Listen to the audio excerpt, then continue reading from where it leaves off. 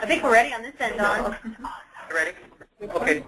I have a question that you can relate to Sam. Does he have a PowerPoint he wants to show for his introductory, or is he just going to talk? Sam, are you going to just speak, or do you have a PowerPoint? I think that's speaking. Okay. Speak now? I think I'll speak. I'll speak a couple sentences and I'll turn it over to you so you can compose your thoughts now.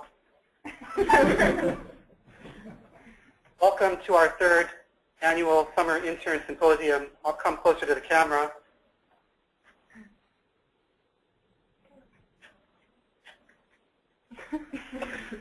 Know me, I'm Don Kobayashi. I help coordinate the PIFSC student intern program, and as part of those duties, we started doing this Intern Symposium, which I think is a great way to see what our interns have been up to over the year before they depart back to Silver Spring or wherever their home schools are. We're kind of doing a high-tech approach this year. We're using VTC and GoToMeeting. There might be some sound interference. There might be some blurry screens. Try to bear with us. I'm going to periodically be muting different locations that aren't presenting. I promise not to intentionally mute the presenter, so unless you're giving a totally bad presentation. Well, bear with the technological challenges. It's going to be an interesting day. And with that, I'm going to let our Center Director, Sam Pooley, say a few words, and then see if Mike Secchi, who's over here, our Center Deputy Director, wants to say a few words after that. And then we'll get started with the agenda. So, Sam?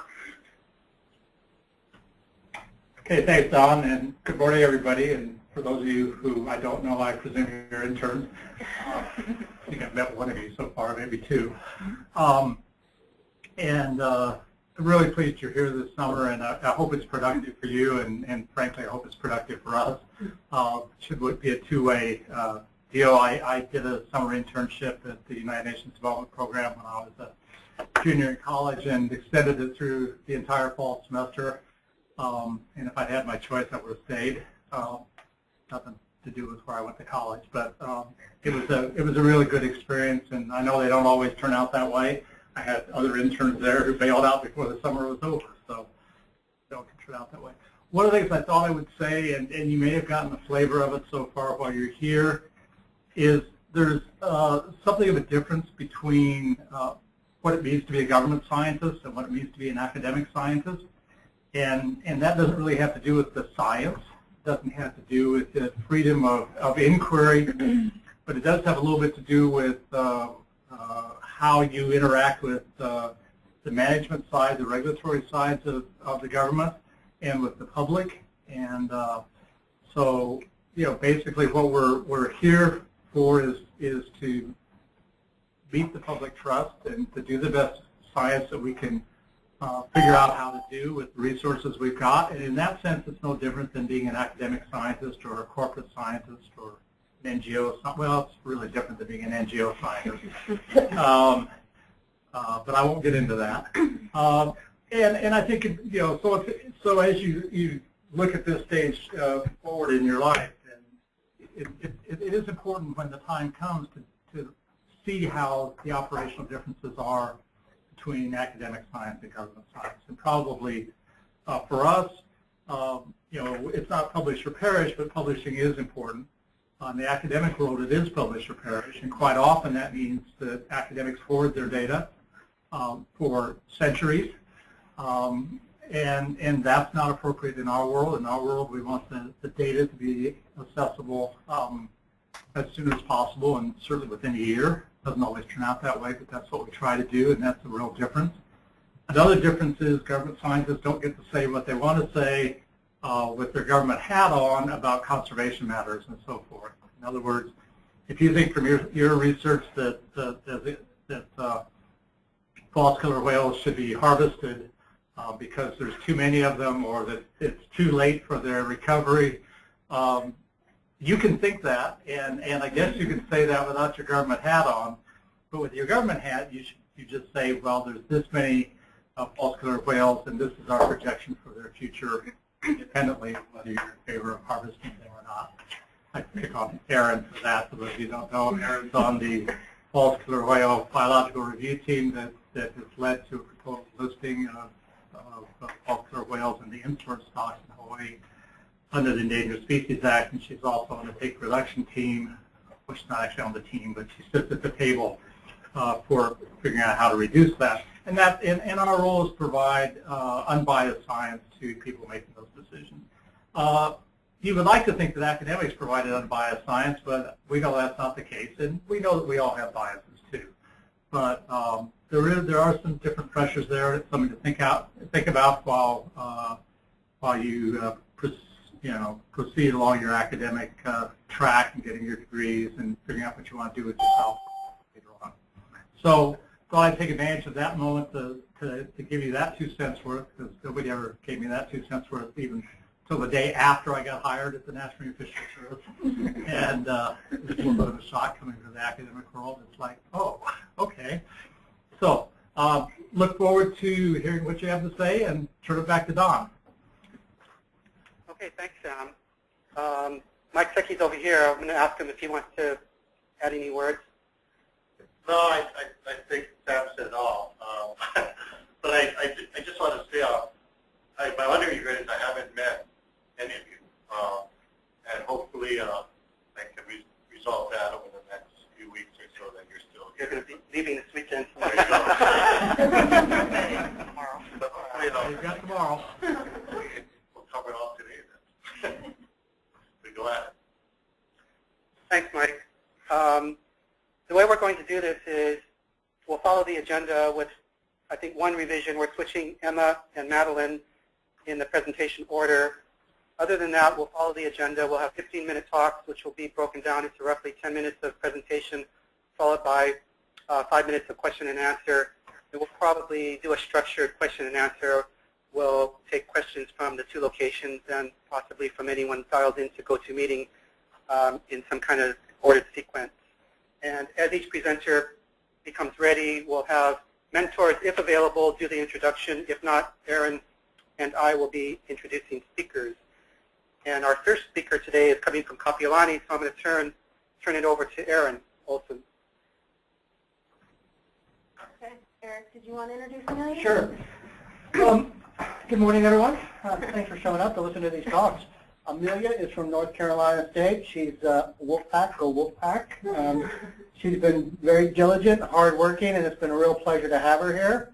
And she's going to be presenting on some work that she's done with respect to the baseline and efficacy of the Marianas Trench Marine National Monument.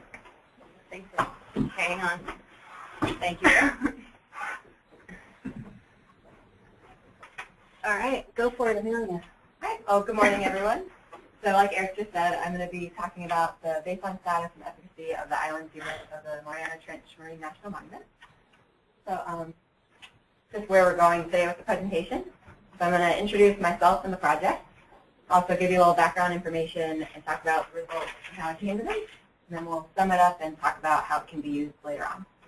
And this is just a bathymetry map of the Mariana Archipelago. And these 3 islands right here are the ones I've been looking at. So a little bit about myself. Like I said, my name is Amelia Forbes.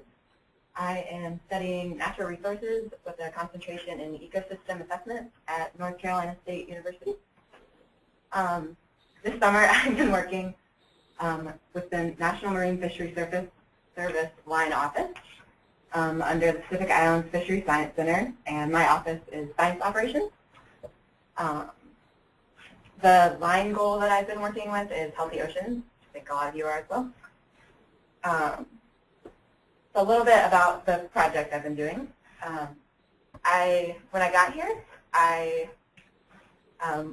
mentor is Eric Brewer, and he's the Marine Monument Science Coordinator. So he gave me a lot of different information about the monument, and I kind of looked through it, and together we developed a project that I was really interested in. So just real quick so you know where CNMI is, it's over here near Japan. And for a little bit more information about the monument itself, it's composed of 3 units. First unit is a trench unit, and there's also a volcanic unit, which is all these little stars. Those 2 units only include the submerged land. So I was interested in the islands unit because it is the submerged lands as well as the waters.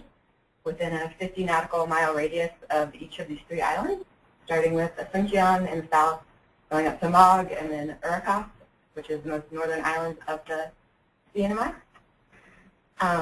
It's important to note that the land itself is not part of the monument, just the waters and submerged land. So just to define what I mean by baseline status, I'm looking at the current conditions of geography, geology, climate, chemical oceanography, hydrography, marine biology, and human impact using available data. And for efficacy, I was looking at the effectiveness and purpose of protecting these waters and whether management objectives are being met. So I used research from a variety of sources to come up with the baseline. And I looked at publications from a lot of different stakeholders to find out about the effectiveness of the monument and how it was designated. So getting into the results, geographically, the Mariana Islands are located about 1,500 miles south of Tokyo. And the islands unit is located at roughly 20 degrees north latitude and 145 degrees east latitude. These islands are located about 500 kilometers north of Saipan, which is where most of the population of the CNMI lives. So they're very remote and not very many people have ever been to them. Geologically, here's some symmetry maps of the 3 islands. Asuncion is the most southern island.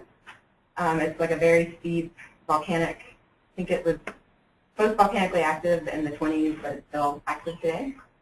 Mog is in the middle, and it's actually composed of 3 islets that collectively are Mog, and they are the rim of an ancient volcano. So in the middle of the islets is a lagoon where the crater of the volcano used to be. And it's a really interesting place because there are hydrothermal vents within the lagoon that are emitting really acidic water. So it's a really good place to study things like ocean acidification. There's also a lot of corals in the lagoon. And the most northern island is Urikas, and it had an eruption as recently as 1978. So going into the climate of the Mariana Islands, there's almost no island-specific data for climate, but the climate of the Marianas is well known, tropical climate, as you would probably guess. Chemical oceanography-wise, there was also almost no island-specific data, and what there was dated back to the 80s. But what is known is right here, where the star is roughly where the island unit is located. And it's about 10 degrees south of the transition zone chlorophyll front, which is shown right here on the figure. And this is kind of where the nutrient-rich waters of the Arctic are converging with the nutrient-poor waters of the equator. So you can see the unit is pretty firmly located in the nutrient-poor waters. So this region in general is not very nutrient-rich. Hydrographically, the north equatorial current is the main current that's influencing these islands. A little bit of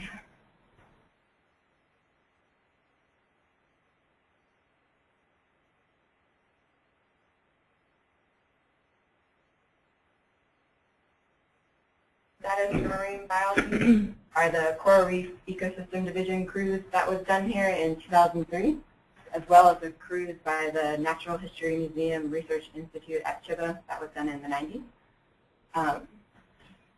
Something interesting about the fish that both cruises have noticed is that as you go from south to north in the Mariana Islands, fish biomass increases. So these islands have some of the largest fish biomass in the archipelago. But on the flip side of that, species richness is lower in the north. This is probably because the southern islands are about 42 million years old and have been forming coral for that amount of time. They have like limestone carbonate caps for cortigoron, whereas these islands are volcanically active and only about 5 million years old. So they don't have the limestone carbonate substrate. Like everything in there is growing on like basaltic boulders and volcanic substrates. So there's just much less habitat and therefore less species diversity. I included birds in the baseline status because although the land itself is not included in the monument, the surrounding waters are what a lot of the seabirds on these islands are relying on for sustenance. One interesting bird that's found on all 3 of these islands is the endangered Micronesian megapode. This is a unique bird that It's one of the only birds that incubates its eggs using geothermal heat instead of sky heat. That's pretty interesting. Coral-wise, much like the fish, the diversity of coral is much lower in the Northern Islands. There's no true framework coral development in the Northern Islands because of the lack of limestone carbonate. But there are lots of localized patches of coral, especially in Mog Lagoon. As far as marine mammals go, there have been no studies done specifically in these waters, but there have been lots in the waters just south of it. For invertebrates, most of the information was from the cruise in the 90s from the Natural History Museum and Institute at Chiba. And they discovered hundreds of new species of invertebrates on that cruise because these islands have been so little studied that probably every time someone studies something there, they find something new for invertebrates anyway. And endangered species-wise, the endangered green sea turtle and critically endangered hawksbill sea turtle have both been seen in these waters. Just a little background on human impacts on these islands. They haven't been permanently located since 1695. There have been people living in the Northern Islands for about 700 years, but since this time when the Spanish relocated everyone in the Northern Islands to Guam, they have not been permanently populated. Some of the threats that could have potentially threatened the marine resources in these waters are exploration for pharmaceuticals, underwater mining and oil drilling, illegal commercial fishing, invasive species, cement production, and naval activities. So it's to be hoped that protecting these waters is making sure this doesn't happen. But there's not much evidence to show that any of these really have happened up there because these islands are so remote that very few people go there. So now into the efficacy section of my report. So to tell if something's effective, it's important to know what the purpose is behind it. So the purpose of designating these waters in the monument was to protect objects and habitats of scientific interest, to preserve biodiversity in this remote place, to allow long-term scientific studies for national security reasons, and to promote public interest. So just a little background on management. So this monument was established January 6, 2009. It was a little bit controversial when it was designated because it was designated using the Antiquities Act. And the Antiquities Act allows the President to set aside objects of scientific or historical interest for the public interest, but there's very little public input using this process. So if you designate a national park or a marine sanctuary, there's usually quite a bit of public input, but if you use the Antiquities Act, you don't need it. So back in around 2007 when there was word of a proposed monument in CNMI, there were a lot of people that were for it and also a lot of people that were against it. People were for it because they welcomed the opportunity to have more federal money coming to the CNMI. Flip side, people were against that because they didn't want to lose local control to the federal government. There's a lot of pros and cons for both sides. Commercial fishing is prohibited in, the proclamation prohibits commercial fishing in these waters, but it allows for sustenance, recreational, and traditional indigenous fishing. So one of the main challenges for management right now is how do you define traditional indigenous fishing, because the monument does not define it. So for example, the Western Pacific Regional Fishery Management Council has put forth a definition of customary exchange to explain what traditional indigenous fishing is. And their definition includes monetary reimbursement for trading marine resources. So there's fear that blurs the line between commercial fishing and non-commercial fishing. That's just one thing that's been going on the management side. And something important to note is that there's been a delay in the management plan. The proclamation called for a management plan to be in effect within 2 years of it being put in effect, so that should have been 2011. And currently the management plan is still being made. So here are the goals of the monument. And right now it's hard to tell if they are being met because there is no management plan. But it's important to know what these are so that as the management plan is being met, this is what it has to address. So in summary, these islands remain largely unstudied. There needs to be more island-specific data, especially regarding chemical oceanography, hydrography, and climate.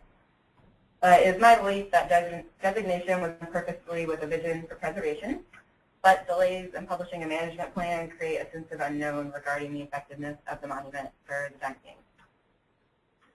So next steps with this research it's to be hoped that this project can assist scientists and managers in evaluating the baseline status and management needs for the islands unit. And for me, it's provided a really great opportunity to gain experience regarding real-life applications of ecosystem assessment. This is just a picture of the hydrothermal vent in Log Lagoon. So to wrap up, I would like to acknowledge my mentor, Eric Brewer, for being a great resource in helping me develop the project and find resources.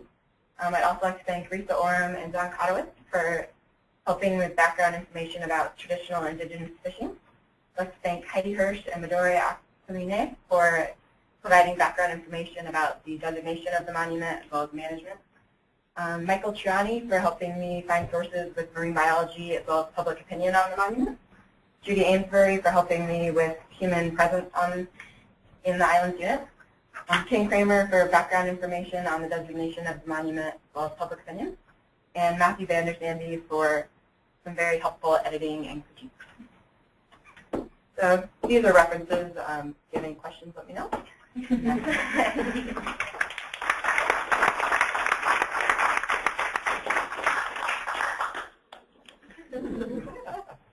Okay, thanks.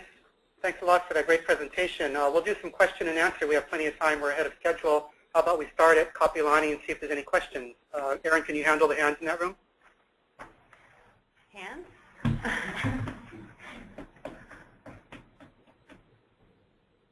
Yes, Kelley. Is there any thought that the increased fish biomass could be due to the lack of population in the northern islands versus the southern islands, or is it strictly driven by the habitat? I think that is a small factor, but overwhelmingly from the research I read, it was the lack of habitat complexity. There's like a lot more freshwater marine environments in the south. So it seems like, oh wait, you're talking about biomass.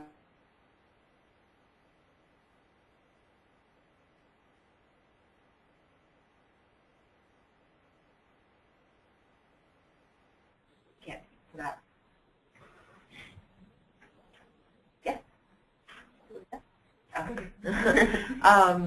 I was just curious, going back to, do I have this right that you said basically the most significant presence of coral or a significant presence was also in the same lagoon, that there were the hydrothermal vents and a high acidity?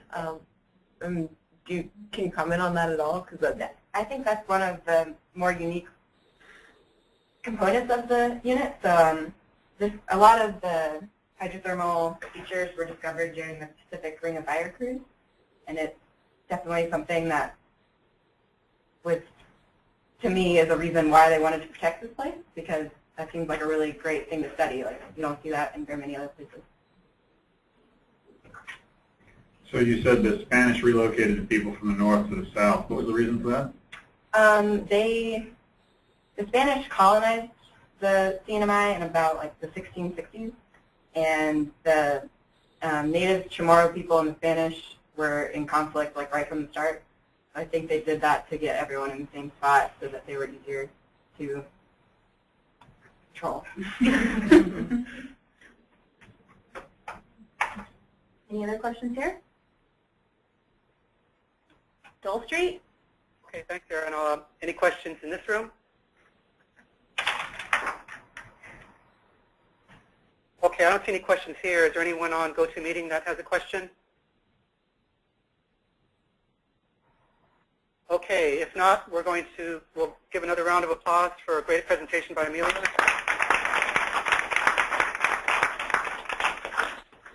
And next up, we have a presentation coming from Dole Street. We have Vinoo Ganesh.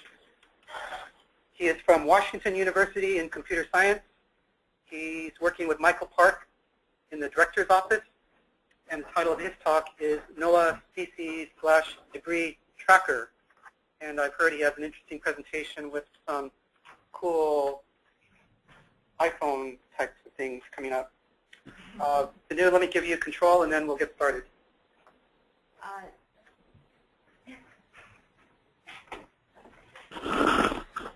6.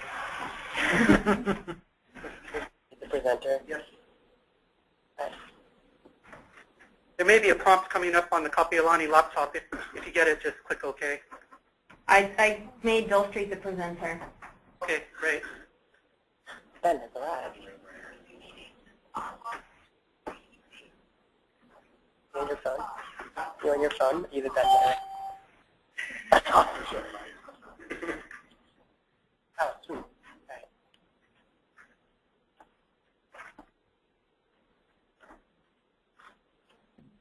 Yay. I think. I don't know what just happened there. Oh, okay.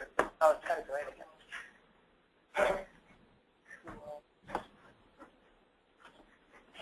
Okay, Vinoo, the floor is yours.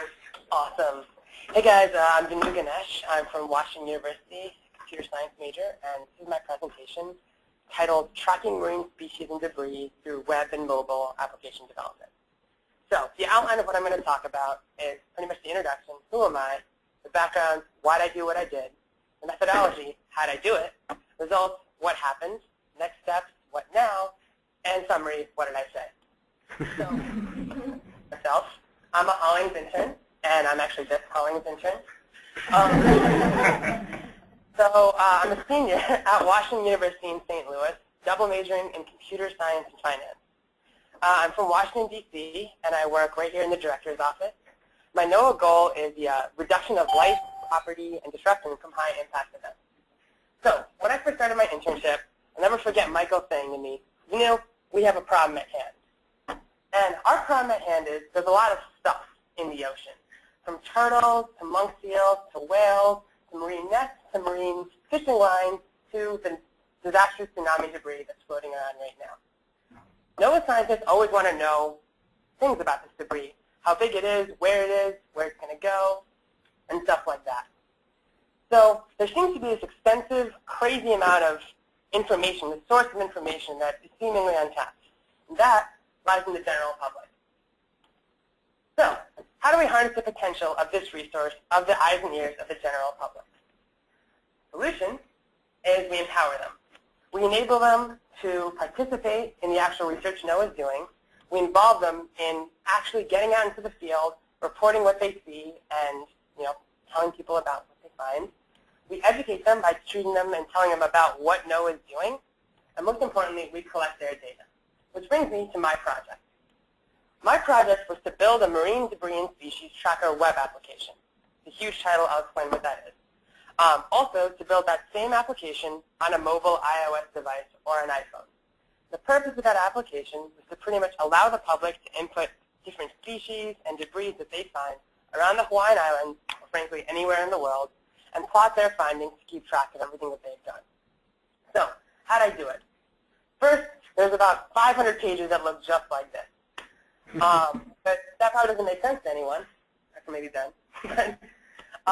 So here's what I did. On the client side, I use things called HTML, jQuery, JavaScript, and the Google Maps version 3 API to create a form, validate the input, and display a map full of markers.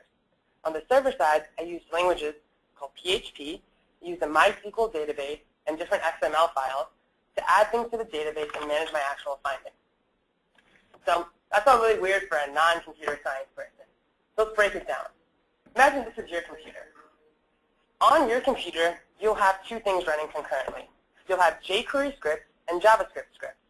Both of those scripts are about verifying everything that you type into your form, making sure your latitude is indeed a number, making sure the date is in the correct format, and things like that. Additionally, you have the HTML, which is actually showing you what's on the screen and configuring things, showing you where they are. We have a client on the server side here. On the server side, we have something called PHP. And what PHP does is it's also verifying your input, making sure things are correct, and writing all of your findings to this large database full of information about each marker, from date to time to latitude to longitude to kind to type, all this trove of information. That is then being parsed into XML, which is a readable version for the Maps API to actually plot your markers on the map. So let's see it. Now here's where I'm going to get creative. The actual web application is actually functional and up on the Pacific Island Fisheries Science Center website. It's currently on the intranet, meaning the inside internet, that other people can't see it yet, but hopefully it's going to be in the outside one soon. So just to give you a brief demonstration of how it works, let's say I'm out in, I'll say Diamond Head. So it takes a while to load because a lot's going on the internet. And I'm just walking around with my family on the beach, and I'm like, oh my god, all of a sudden I find a turtle. And I find a turtle right near Diamond Head Beach Park. What I'm able to do is go to this application, type in what I find and where I find it, and click Add to Map. And I apparently have an error. I didn't solve a map problem because 9 plus 4 is not 11. So to add it to the map, and actually I have it zoomed out to go to the last added feature, which is currently somewhere else. But you can see I just added this little turtle to the map. And that was added at 8:38, which was the time I opened this form and all of that. So there's just this ton of information that you can plug into this application, track where things are and where they've gone, where they'll be going, and get information from that sense. Additionally, I added a bunch of different markers out here to demonstrate what it would be like to find a bunch of marine nets right around the Hawaii Prince Hotel and Waikiki Golf Club. So let's say I'm part of the Marine Debris Program, and I'm wondering where our debris could be or where it potentially is. If I have the public saying, hey, we found this fishing net or we found this fishing line, and a ton of them are just reporting that all this information is out here, then I'm going to know where to look and where to better find the different nets and things I'm trying to clean up. So you can see just from a public education standpoint also, looking at a map and seeing this many markers of debris, definitely educational because you can see how much stuff is actually out there in the ocean. Cool. Going back to my presentation. So where can this be used? This can be used, first of all, externally. As I said, the public can report findings, and NOAA scientists can look over them. Internally, it can be used for record keeping. I know that a lot of NOAA scientists prefer, like my dad actually, prefers pen and paper methods of storing data, meaning you'll have these like 50 spirals just full of information. Hopefully we can move all of that onto like an electronic database where even after they retire or move on, we can hold all that very valuable information where we want to see it and where it needs to be. Secondly, it can be used where pretty much animal species or debris has been in the past. And the coolest thing about this application is it's totally portable, meaning you can use and input whatever information you want. This can be anything from marine species or debris to like, an example I want to use is Perez Hilton tracking where Madonna was. You can have all of that information about her, as creepy as that is, and store it and track her. Okay. Additionally, I implemented the same feature on an iOS application. And this is going to be a piece of work to get this to go. But, okay. Cool. Sorry about that. So this is what the application is going to look like. You see a splash screen and this. So from this application, what you can do, this is actually a fully functional iPhone application right now, is you can click About, read about me, or go to the actual Pacific Island Fisheries website, which may be slow to load because of the internet problems we're having, but definitely there. You can email the developer. You can email me about any questions you have. Or more importantly, I want to use this feature primarily to say, like, if we see a monk seal and it's like endangered or something, we can use the email feature to directly email out the monk seal team and let them know that we found something. From this application, if you've read the guidelines, you can select like a debris, and we can set up a net, and a geolocator feature in your iPhone will figure out the date, time, and use the latitude and longitude of where you are right now. So, using that latitude and longitude, they have a default location where I'm in Apple's headquarters when you're running it on your developer phone. But you can see clearly we can get all this crazy amount of information, submit it, plot it to the map, and we have our finding right here. So, and additionally on the map feature, you can go through, see all the current markers that we have. There's a ton of things just going on there because I added a bunch of markers. But so yeah, that's the functionality of the iPhone application. So why is this cool? This is cool because first, the application is responsive. You can immediately enter something and have it appear on a screen instantaneously. It's totally scalable, meaning it's configured to grow from 1 marker to 2 markers to even 5 billion markers. Although I don't think the NOAA IT people would like that. It's portable, meaning it's editable and usable for a variety of reasons. So let's say I don't want to have a date, time, or anything like that. I can have a height, a weight, any kind of information I want. And what we've pretty much developed is an interactive version of Excel where there's instantaneous plots and you can see data right up and there. Finally, it's also workable. You can run like regression on it, figure out where a species was, where it's going to go. And the reason I see this as a really cool feature of it is, especially after the Japanese tsunami, we can see where a piece of debris is moving, and we can see exactly the path it takes through the ocean to arrive at Washington, Oregon, or even the Hawaiian Islands. So, why does this matter? Of course, a clear, distinct way to store information. On the right-hand side, you can see an excerpt from the Fisheries Science Service or Science Center website, and it says report Hawaiian monk seal sightings, and there's like email addresses, phone numbers, and a bunch of different things. So hopefully in the future, instead of using the email addresses and phone numbers to have someone continually man that, we can have an application that the public can enter something into. It'll immediately send an email out to the pertinent parties, or a phone number out, or a phone call out to the pertinent parties, and they can be alerted much quicker and given much more information from the get-go. Finally, it's much easier to manage and store the data in this application. So what does this mean? You can actually take home your very own tracker application today. It's actually in a zip file. If you double-click an executable file, you can install the entire database, the tracker application, and customize it entirely to your liking on your own server.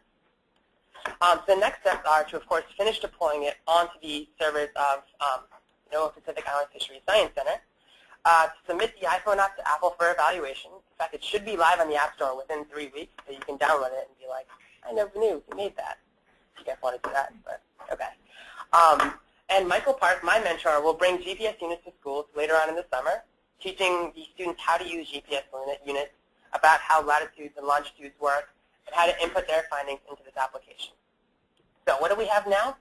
We have a functional web and iPhone application, a new way of managing and reporting marine sightings, access to the eyes and ears of hundreds of thousands of people on the Hawaiian Islands, a brand new tool to use for the public, and internally something really great that we can use, hopefully for NOAA for generations.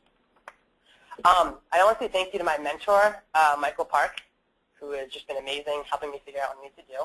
My coworkers, Adrian, Marissa, and Haing, who've been there and awesome in my office. Richard and Greg had to put up with me, and it's pretty awful to do that, especially with ITS and deploying my web application. Don for putting on the symposium. My parents, because biologically I probably wouldn't be here without them. And they've been really supportive. And finally, the rest of my Hollings and PSIP interns, Amelia, Maddie, Anna, Jen, Erin, Kristina, Rachel, Nicole, and Emma, without whom the summer would not have been as amazing as it was. And now we can all say we lived in Honolulu and it was amazing. Hello, guys.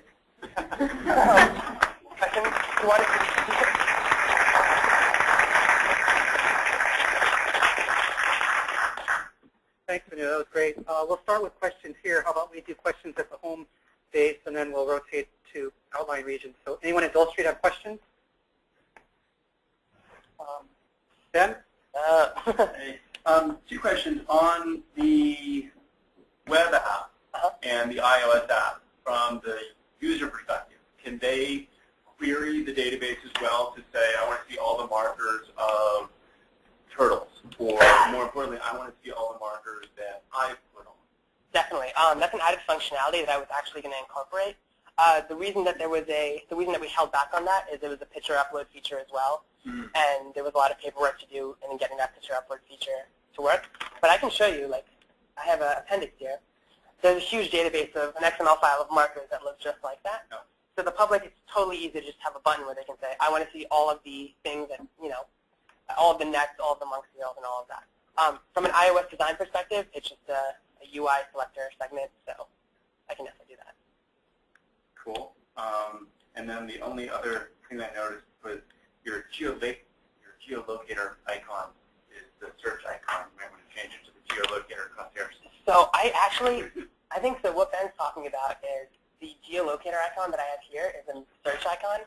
I submitted an application to Apple a couple of weeks ago with their own icon that I ripped, and Apple sent me back something which was like pretty much a quasi-subpoena being like, don't steal our icons.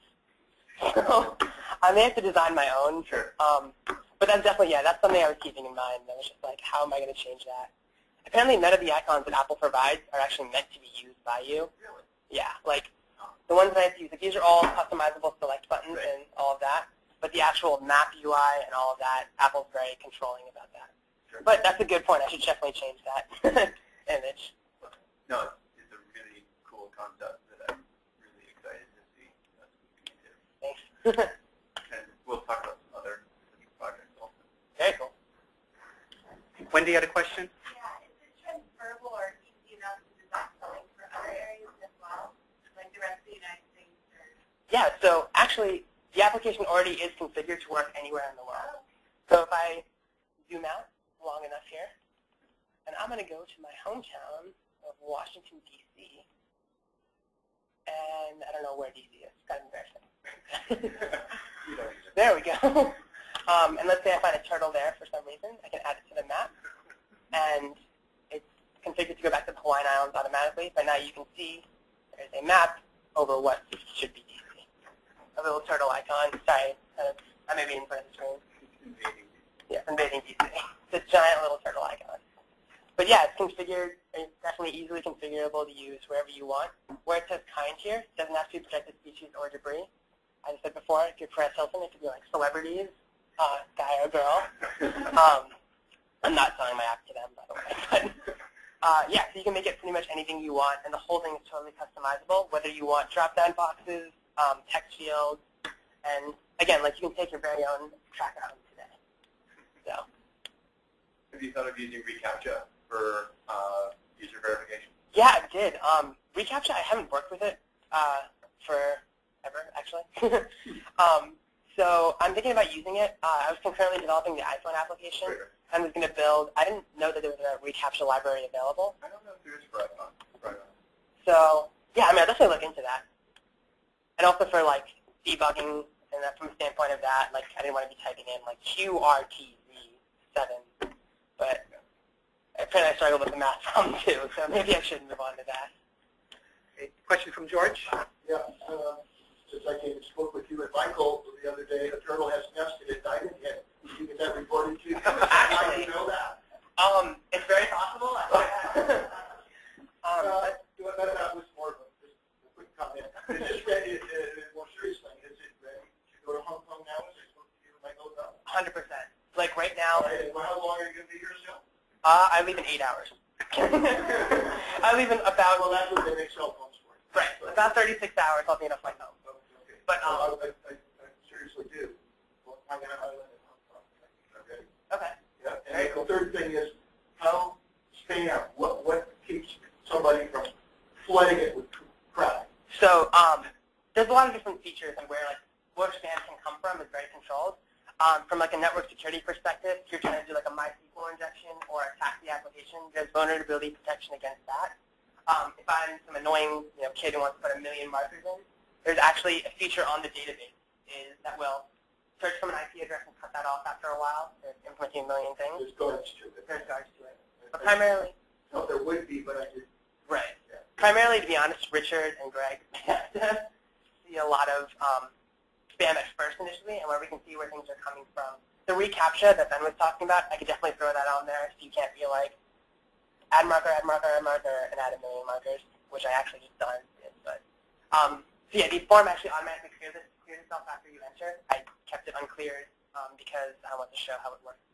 But there's a lot of spam guards in place. I was a network security engineer at a previous internship, so I have a bit of experience dealing with people who are doing things they shouldn't be doing. But yeah, I mean, I'm going to support it hopefully for as long as I'm a NOAA person, and I'd be happy to add any more features if necessary.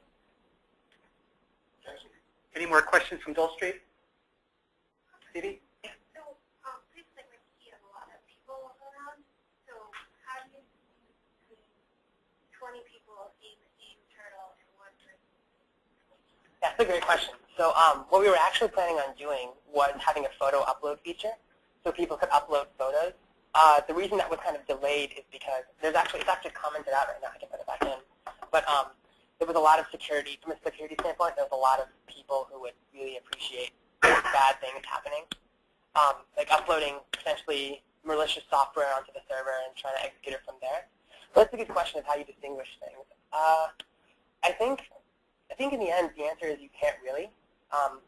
Hopefully when scientists are seeing like, this is a picture of this is a picture of this, they may be able to say it's the same thing, it's a piece of debris. But realistically, that's a very important design component that I think I could think a bit more about and figure out how to better, I guess. Okay, I want to give Kapiolani a turn of questions. Are there any more from Dole Street? Seeing none, questions from Kapiolani. Yeah, this is a little bit of a follow-up to George's question, I guess, in terms of the data quality and sort of being, are the scientists ready for this and to deal with the sort of a flood of data that they, what kind of feedback have you gotten sort of from the science side of sort of dealing with data and what it would take to go through the quality control to make something publishable out of this? So I've actually been the one spearheading most of the policy and quality control behind it. I've read about all of the White House's, NOAA's, CIO's documentation about how this is actually going to work. Whether the scientists are actually ready for it, I would argue that too much information is never a bad thing. And I don't foresee this being like the be-all, end-all replacement, straight off the bat. I think there will be a period of time where the email system and phone lines that are in place, will be doing a bit of coexisting with the web application. I think that regarding the, again, is the scientist ready for this, and the public usability and the actual, I guess, the validity of the data being entered is what I'm saying. We can make it such that internal people can only use it. So if it's a NOAA scientist-only application, we can add a password protect field that only NOAA scientists know. I mean, it all depends on how you want to use the application. Currently, for Michael's project, we're not using serious data. Like, he's giving them to a bunch of school children with the GPS units to figure out where things are and reporting those sightings. But the actual design of it can be configured to whatever you want. So are scientists ready for this? The pen and paper ones, if not, they should brace themselves. Thank you. Kelley. Particularly for the marine debris, and there's a lot of sensitivities and concern out there with the general public due to the tsunami debris that's appearing on the West Coast in Hawaii. How often, I mean, these things are mobile, they're often removed, so is there any way to call or refresh what's been reported? Because I could see a lot of public concern if folks are reporting derelict fishing gear and you see a ton of dots on the map, and maybe some of those have been removed subsequently. So is there any way to kind of go through and call out things that have been taken care of to kind of, I can see the public saying, there's tons of, look at this, there's, we're being inundated, and if there would be a way to remove the things that have been taken care of. Right. So what I'm going to show you right now, there definitely, to answer your question quickly, yeah, there definitely is a feature to refresh the map and continually be making sure the markers that are there are no longer there, and making sure that once the piece of debris has been removed, we can officially delete it from our table. So this is something called PIFSC by admin, Central Management System for the database. Let's say this monk seal that I found at 4:59 on this random location is no longer, there. I can easily delete it from the database. This is all like a beautiful, you don't have to be computer science to use this. I can just delete that from the database, and that marker will have been successfully deleted. So there is definitely an essential way. I'm actually going to build an admin feature when I get back, after I get back to DC, where I'm from. And I'm going to allow people like, anyone who wants to control exactly what markers are shown at a time. That means there can be information hidden behind the scenes that I just don't want to show. And allow them to delete, edit, clear, or do pretty much whatever they want to the database and the table. Additionally, where I foresee this going, especially if you're tracking turtles or different kinds of marine life, the Google API can actually create lines and polygon images between markers. So let's say I find a turtle that's first, in Oahu, and then it moved for some reason to like Hilo. You can track the GPS coordinates of that turtle, and it'll automatically add it to this database. So you can see exactly where the turtle has been, and it can actually draw a line between each position. So yeah, there's definitely a way to manage the database and update it, continually refresh it. On the central management page as well, or the application page, there's a refresh markers button. Sorry about the slow internet. It's at the bottom of the page, and it's not the main one I'm using. So yeah, you can definitely refresh markers and do pretty much anything you want. Here's the refresh markers button. So the content management of the database is pretty much whoever wants to manage it and how much effort they're going to put into it is exactly how it will be managed. Okay, thanks, Vinoo. Are there any more questions at Kapiolani, Erin? Megan? You want to Oh, Megan was asking if this will be available on Android phones. No, I hate Android. I'm what you'd call an Apple loyalist, in case you can't tell by my iPhone, Mac. I think Ben over there, I have an ally in Ben. But yeah, definitely. It'll hopefully, what I'm trying to do right now, to be perfectly honest, is get it in a totally configurable way such that we can just put it on the NOAA website and people can download it and configure it as they want. I want to write like a README to teach people how to use it. But an Android app, I've written like tons of them actually. So iPhone is actually a lot harder to develop for. So I appreciate Google in that regard. But yeah, it can definitely be an Android app or a Windows phone app. But I'm not writing that. Any more questions? Well, thanks, Vinoo. That was a great presentation. Thanks.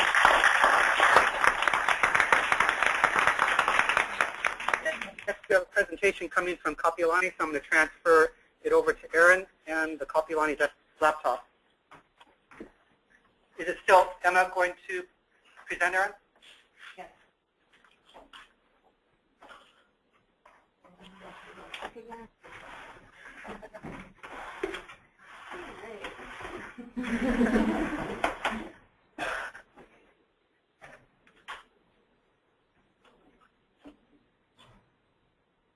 Oh, and Erin, can you move the camera a little bit to the right so we get a slightly better view of the speaker? Yes, just a second. Sure.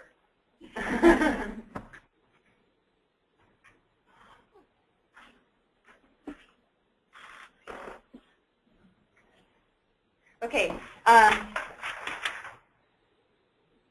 Anybody from the field program? No, they're all away. I can introduce myself. No, right? Hi, everybody. My name is Emma Kelley. I'm an undergraduate marine science student at the University of South Carolina. I'm here through the Holland Scholar Program. My mentor is Charles Littman, who's away on a cruise right now, having fun with the monk seals out by Lake Anne and Fresh Frigate. My co-mentor is Myra, who is also not here, so it's kind of up to me. But I did my project on validating the quantitative fatty acid signature analysis using the dye profiles of Hawaiian monk seals. Oh, and my NOAA's mission goal is healthy oceans, recovery of healthy marine ecosystem. I've never used the link before. Please bear with me. Oh, you. There you go. So my objective was to explore and validate the QFASTA technique for determining the diet of Hawaiian monk seals using satellite tracking data from the Brent Stewart study. Okay, so what is QFASTA? Quantitative fatty acid signature analysis. So each species has a specific fatty acid signature. When one animal consumes another, like a monk seal eats a armorhead, then the signature of the prey is absorbed into the signature of the predator. So there are certain fatty acids that can only be created by diet, so the predator can't actually synthesize them themselves. So we're able to pick out, okay, in this monk seal, this fatty acid concentration must be coming from the diet. So they're absorbed in a way that we can easily recognize and predict. So quantitative estimates of monk seal and predator diets can be made by using a comprehensive fatty acid prey database, using the fatty acid concentration of the predator, and then also accounting for the fatty acid metabolism of the predator. So methods. For my dive data, I took dive data on habitat use, dispersion, and foraging ranges in the Northwest Hawaiian Islands from the Brent Stewart studies. And that involved satellite-linked data recorders that took information on the maximum dive depth, dive duration, and time fast depth. My project focused mostly on the maximum dive depth. Okay, so what I did is I took that data and I organized it into histograms. So here we're able to look at, in front of scroll it, for seal TP74, we're able to look at the frequency with which it visited each of these depths. So we're able to look at what was its deepest depth, where it spent most of its time diving. So I took that, we're able to see its deepest depth was around 250 meters. and then took all this information and collapsed it into different depth ranges. So the first one is below 50 meters, which is the shallow reef habitat. The second one is the slope, and the third is the subphotic region, which is beyond 300 meters. So for TC74, you're able to see it spent most of its time below 50 meters in the shallow reef region, and spent a significant amount of time in the slope and made no subphotic dives. So the next step was to really look into QFASA. The first step was to take all the prey species.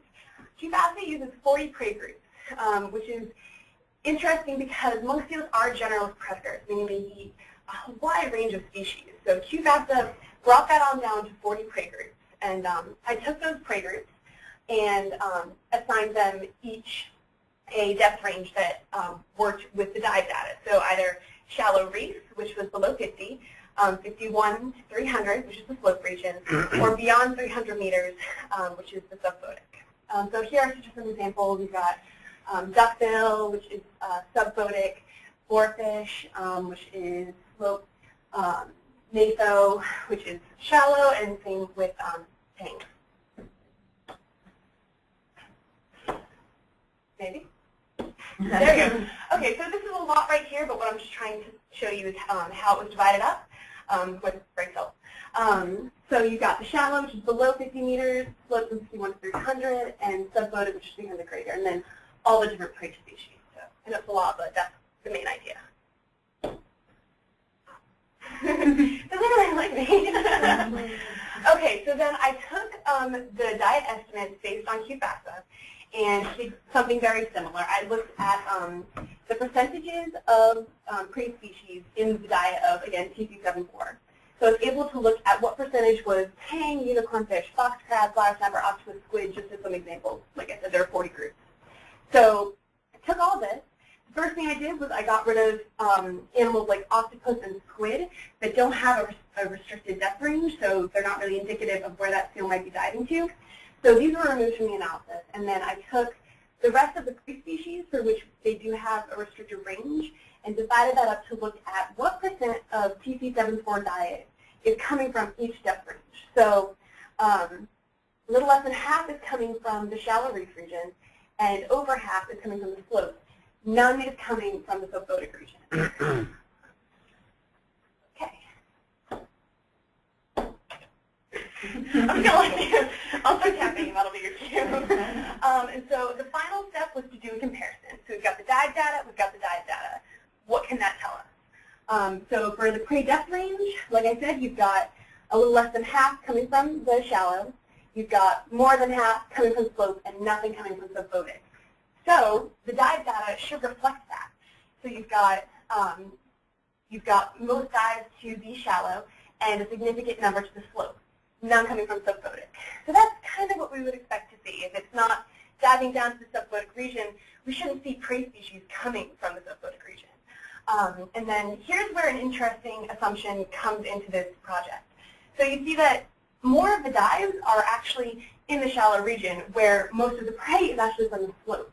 Here we have to remember that not all dives the seals are making and that we're recording are foraging dives. It could be a variety of other behaviors, interacting with other seals, traveling, that are taking place in the shallow region. So that's a possible reason why we may see more dives than diet coming from the shallow. So there's one example. And now we have one that's not so pretty, I would say. So here's G3AO. If you look at the diet, you see significant portions coming from each dive range. Then you look over to the dives and actually making all of its dives below 50 meters. So what I'm doing now is looking at what might be driving that. How can we explain that? Is QFASA just not really working out, or are there different reasons? And what does that mean for using QFASA to predict monk seal diet? So right now, I actually still have 3 weeks left on my project. I'm on the quarter system, so I still have 3 weeks of analysis left to do. So what I'm working on right now is exploring why there might be those inconsistencies. So why are we seeing a seal that doesn't dive to 300 meters eating a prey species only found at 300 meters? So there are 3 possibilities that I'm exploring now, which is, first, there's common false positives. So in the technical memorandum that Everson did in 2011, they really pushed the limits of what was possible with this technique. And one thing they found was that the results would sometimes say there were animals in the diet that weren't actually there. So a common false positive was duckbill. So 9 out of my 33 seals, the QFASA predicted that duckbill was in their diet when they weren't diving to subphotic depths. So that was actually duckbill. It said, okay, there's duckbill there, but they're not diving down to that depth.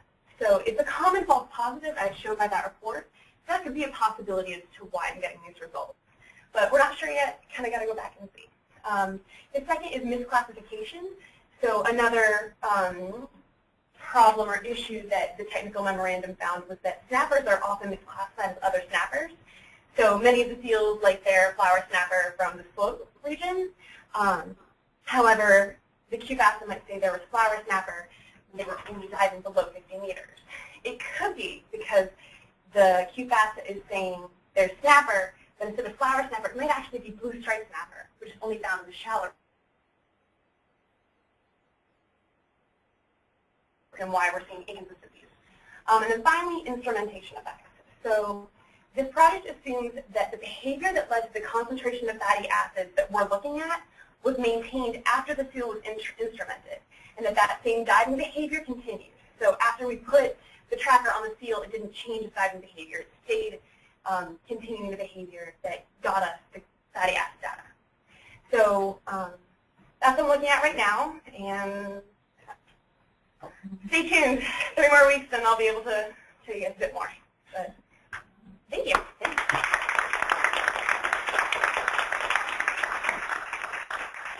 Here at Kapiolani. Sam. So if I remember the fatty acid stuff, it tells absence or presence of prey, but not how much there is. Is that right? No, that's actually why it's quantitative. So if you saw back up on the slides, I was able to say what percentage is each species, which is why this is such a valuable method and why it's really worth looking into trying to improve it. So like right here, the quantitative analysis shows us what percentage we have that's sturgeon and tang, what percentage we have that's unicorn, etc. So it's able to show us how much of each prey species is in the diet, rather than just this is there. So can you go to like one of the ones where you combine the species together? Yeah, probably back. Yeah, that one's perfect. Good. So on the actually, could I do another one that has the here? Yeah. Hold on, where was that? Oh. It's not. Okay, I can just use this one. So for G3AO, I don't have the species division, but I was able to look at each species and what percentage that species was of the diet. And then after assigning each species a depth range, I grouped it into these bins. So 42% of the diet of G3AO comes from fish that are greater than 300 meters. Is that what that says? Yeah. I mean, those add up to 100% there? They might not, because I got rid of animals like squid and octopus that were indicative. So that total might not be 100%, but that's because I got rid of the ones that didn't tell us anything. Okay, thanks. Other questions? I'm trying to remember when you had the fatty acid stuff. Do you know when the collection of those blubber samples were taken? Were they taken before or after these transmitters were put on? It was taken when the transmitters were put on. So this would basically be the feeding site. This would be the feeding activity prior to the dives. Exactly. So they do not overlap. No. It's conceivable that the seal fed a certain way, a certain time, and then after that time fed a different way. Exactly. That's one of the major assumptions. So does the instrumentation change the behavior? Did that event make it different? So that could be why we're seeing a seal not eating subphotic species, even though that's where it's diving, or vice versa. Yeah. Do you have a feeling for what the turnover of these fatty acids are? You know, for instance, it could be a seasonal change in diet. The turnover, the great thing about QFASA is that it provides information on the diet relative to all the events that are affecting their ecology and survival. So it could be on a scale of a few months. We're still kind of figuring out exactly what that is, but it could be anywhere from a few months to, I think in certain birds it was 2 to 4 weeks, but I think in pinnipeds and the monk seal it's on the scale of a few months. So we could look into seasonal changes, but I actually hadn't thought of that in regards to this project. So that's something to look into. Yeah. Other questions here? I'll pass it to Dole Street. Okay, thanks, Erin. Any questions at Dole Street or Emma? I don't. Oh, Ben. Thanks, Emma. One other question, probably not as likely as some of the other hypotheses, but the depth ranges for the prey species.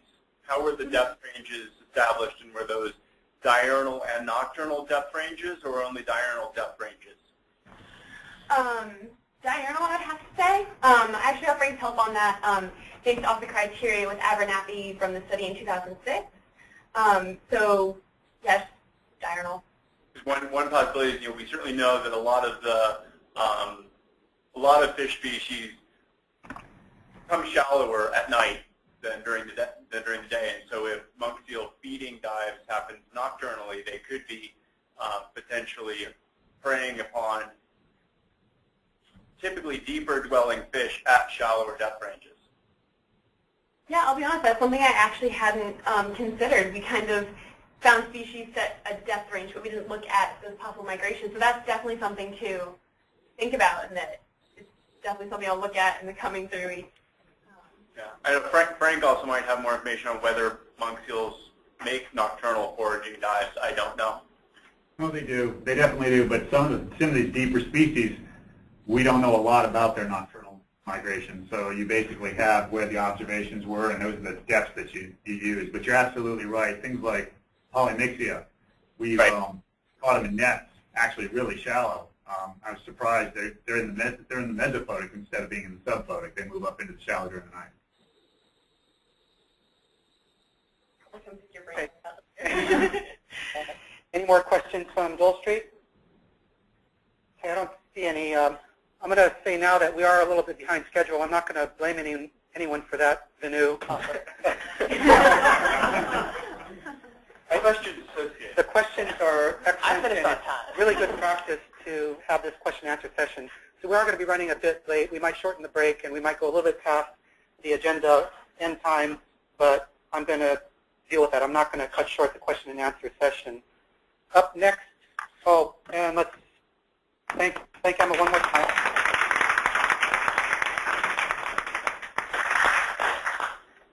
Up next, another presentation from Kapiolani. We have Giulia Anderson, and I'll let the guys on that end introduce her. Todd's going to introduce Giulia real quick. Yeah. All right, it's my pleasure to introduce to you guys Giulia Anderson. She's at the University of Washington in the Environmental Studies program. She's actually homegrown. She was born on the Big Island, moved to Oahu when she was, I believe, around 13, somewhere in there, close enough, and stayed here and then left us to go over to the Pacific Northwest. It's been an absolute pleasure having her with us she's actually close to the end. She still has, I think, 3 more weeks left as well. And she's had an incredible work ethic and put in lots of hours and really taking a hold of the project and the conceptual knowledge of it. And she's also doing a capstone project, so she's also getting credit at the University of Washington for this, and her other academic supervisor is Tim Essington from the University of Washington. So, Giulia? So I have been looking into the stomach content analysis, energy density of prey, and digestive efficiency of Pacific leatherback turtle. The leatherback is arguably the most distinctive of the 7 sea turtle species that we know. First of all, it's the largest. They can grow to be 500 kilograms. Also by carapace length, which is the shell basically, they can be 1.5 to 1.8 meters in length.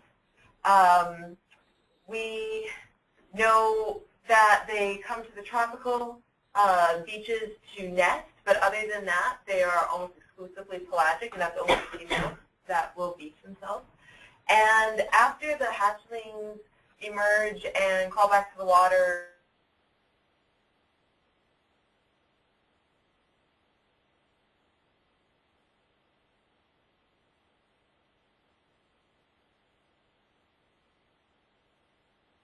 are both very intriguing and difficult to study. These animals are declining pretty significantly. The current estimates are about 55,000 adults worldwide, and this is down from over 180,000 just in the Pacific, just back in the 80s, which the comparable number now would be 6,000 to 10,000 in the Pacific.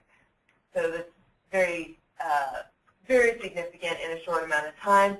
This graph shows on one single beach that in 1988-89 there were over 1,300 females nesting, and this only goes until 2001, 2002, and it's down to 68. That unfortunately trend has continued. It's now down to less than 50. Of the nesting females, we split them in the Pacific into two real populations, one that goes to the West Pacific tropical beaches, which is a lot of Papua New Guinea, and one that comes to the east, which is Mexico, a little bit more familiar territory for most of us, Costa Rica, and that is unfortunately the less robust of the two populations. However, those are just the nesting sites. This is actually a very transitory species. We know that they have a lot of foraging grounds on most of the continental shelf water column, as well as oceanic areas, both up in more the northern American area and down here south of Hawaii. And the diet that they are consuming in those areas is, for the adults, we have a pretty well obligate gelativores, meaning they only eat the gelatinous zooplankton. For example, the Cyphozoa, which are your true jellyfish, as well as Hydrozoa, which are your Portuguese man-o-wars, that sort of thing, and Pyrosoma, Ctenophora. Those are all various gelatinous organisms. These are all examples of true jellies that they're known to eat. They're Karasik, this is your common Aurelia, and the Phycelophora, which I don't actually have listed, but we have samples of all of those. Now, oh, sorry, can you go back one actually? In a second. I'm following down your class. Okay. Now, actually, I should mention first that this study, we largely use this area over here with the green. Part of that is that's where we can get samples from, but also that is there's a lot of long lining that goes on, and unfortunately, unfortunate for the turtles, there's a higher proportion of bycatch there that we then can use, because that does give us one of the few opportunities to actually see these juveniles that otherwise are disappearing into the pelagic.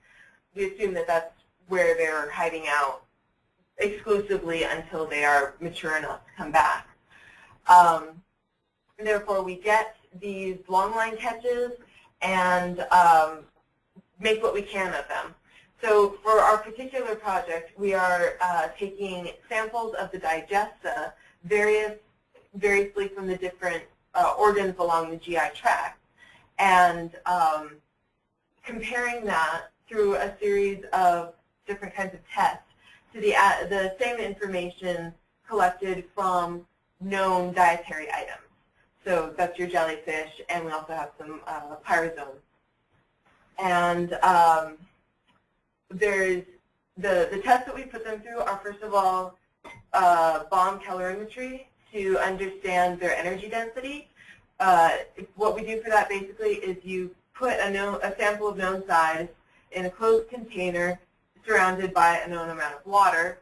You ignite the thing, it combusts, and the amount of energy that it produces, it heats up the water, and then we can therefore figure out by how much the water heats up how much energy was released, and from that you can figure out how much was in the sample to begin with.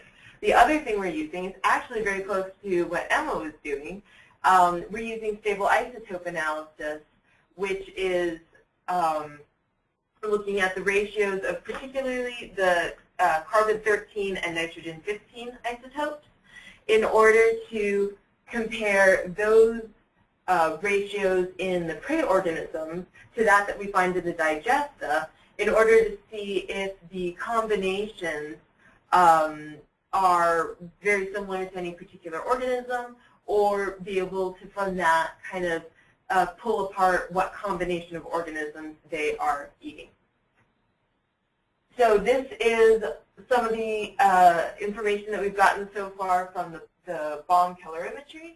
Unfortunately, as Todd mentioned, I've still got 3 more weeks. Not all the data is in.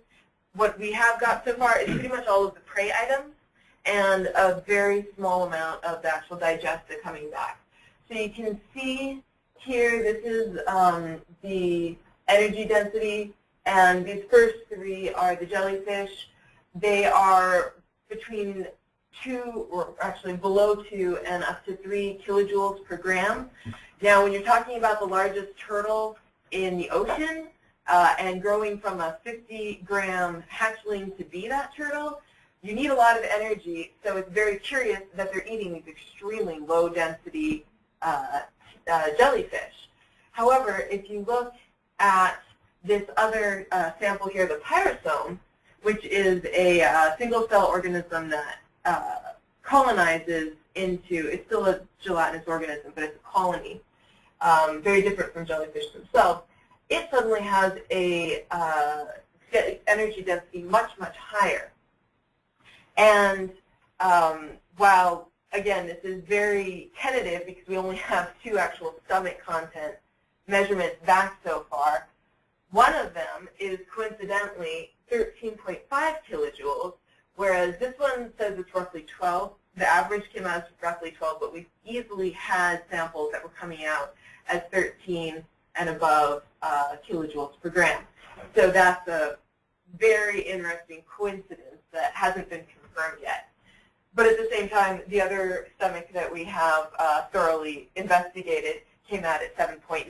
So there's, nothing can be said definitively.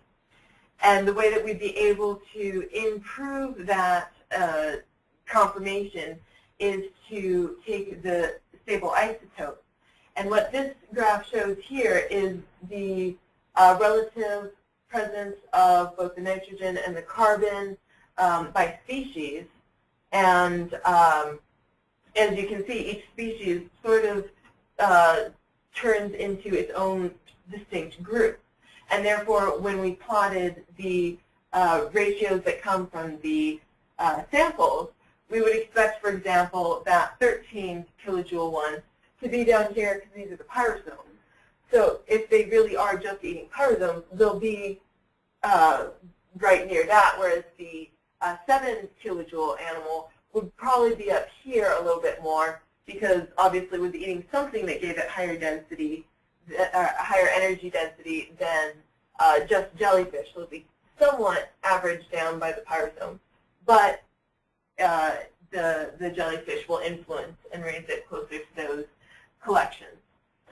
At least that's what we hope will happen. We still have to run the trials. And obviously there's a lot more data coming in. I'm so really excited to just see what happens. And to that effect, I would like to thank a lot of people, of course, the intern committees for PIFSC and PSIP for just giving me the opportunity to come here, Don Kobayashi for setting up this whole symposium, and a lot of the collaborators that made this, or gave us the opportunity to collect this data, especially George Balaz and the whole crew that helps with the necropsies of the turtles that come in, Scott Benson, and all of his crew who get us a lot of the samples from the region that the turtles are coming from. Those are the prey samples. Everyone who helped train me in these various methodologies, and then of course Chris, Boggs, Keith Bigelow, and everyone else who's above me in the organization.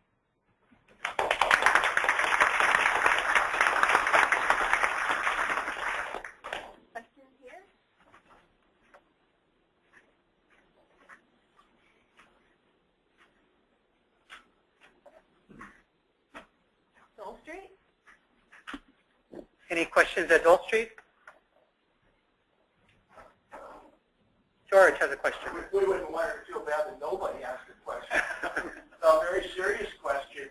Davenport discussed, based on some earlier fish work by a fellow named Kapiolani from Russia, Soviet Union, about the nucleus of the gelatinous animals being the source of the diet as opposed to the animal itself.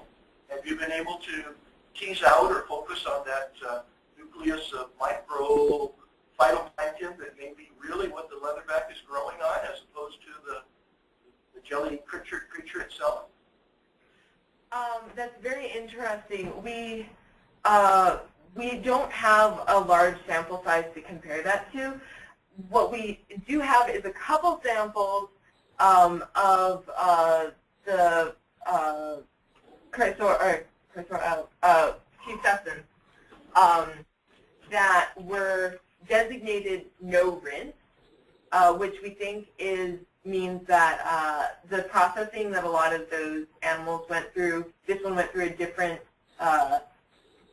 means of homogenizing it. So potentially the difference in energy, I haven't actually gone back and looked at it, and there's only a couple samples. I think this is answering your question. I couldn't hear the whole thing, but. Go to the table. Oh, can you? Yeah.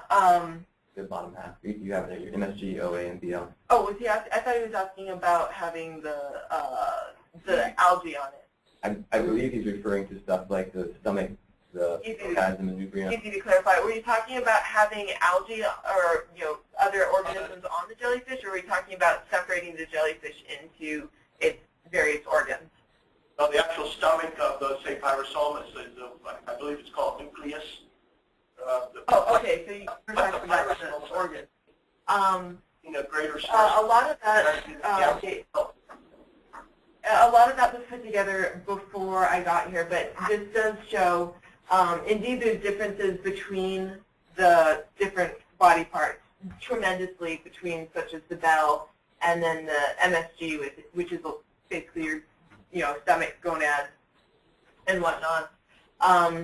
So it would be certainly convenient for them to be eating just the gonads, but we do have isotope analysis on that. So if I haven't gone back and teased a lot of that out to see if there's a difference that we could maybe track, but I haven't done that yet. But that's certainly on my list of things to look into. Great, thank you. I'll ask one question. Okay, another question from Dole Street, Jeff. Yeah, hi. Are you planning to do some mass balance calculations so that you can get an idea of how many jellies or how many pyrosomes these animals would have to eat, say, over the course of a day? There is a lot of literature out on that already. Oh. Yeah, actually, it's on this graph right here. So you've got basically by calculating out roughly what you get per jellyfish, and then the rates, either looking at one animal and the rates that they were feeding at, or knowing how much they grew, how much they would have had to eat. You see this column right here is estimating how many jellyfish would be needed, and it's things like Aurelia is our least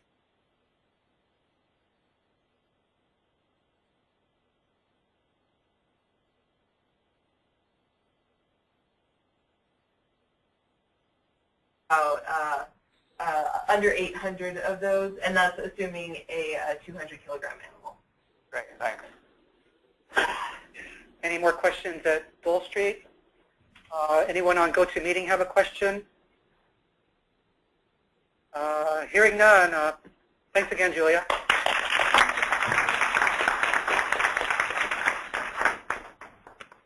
Up next we have... Next up is Erin. Are you done, Don? Okay.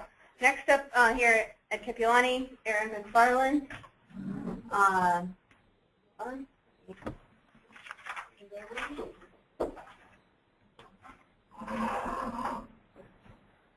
Kelley, do you want to say anything about Erin? I'll speak for Dr. Rusty Brainerd, who is out right now, but he was Erin's mentor along with Christy Richards, who's here and can say a few other things if I missed anything. But we hosted Erin at the Coral Reef Ecosystem Division at Tuwalo Research Facility, and we had her up here doing her presentation at Kapiolani, so she's not the lone intern. And Erin joined us to work with Christy and Chip Young on the ocean acidification team, and Erin helped with processing the first round of CALs, which are calcification acidification units that were recovered in this last American Samoa Reef Assessment and Monitoring cruise that happened in the spring, and I believe it was 800 cal units that was processed this summer, and Rusty actually was able to present some preliminary findings at the International Coral Reef Symposium, which Erin helped to get those analyzed and out the door, and that's a very fast turnaround time. So we thank her for all her hard work, and we're going to miss seeing her at KRF, so that's due tomorrow.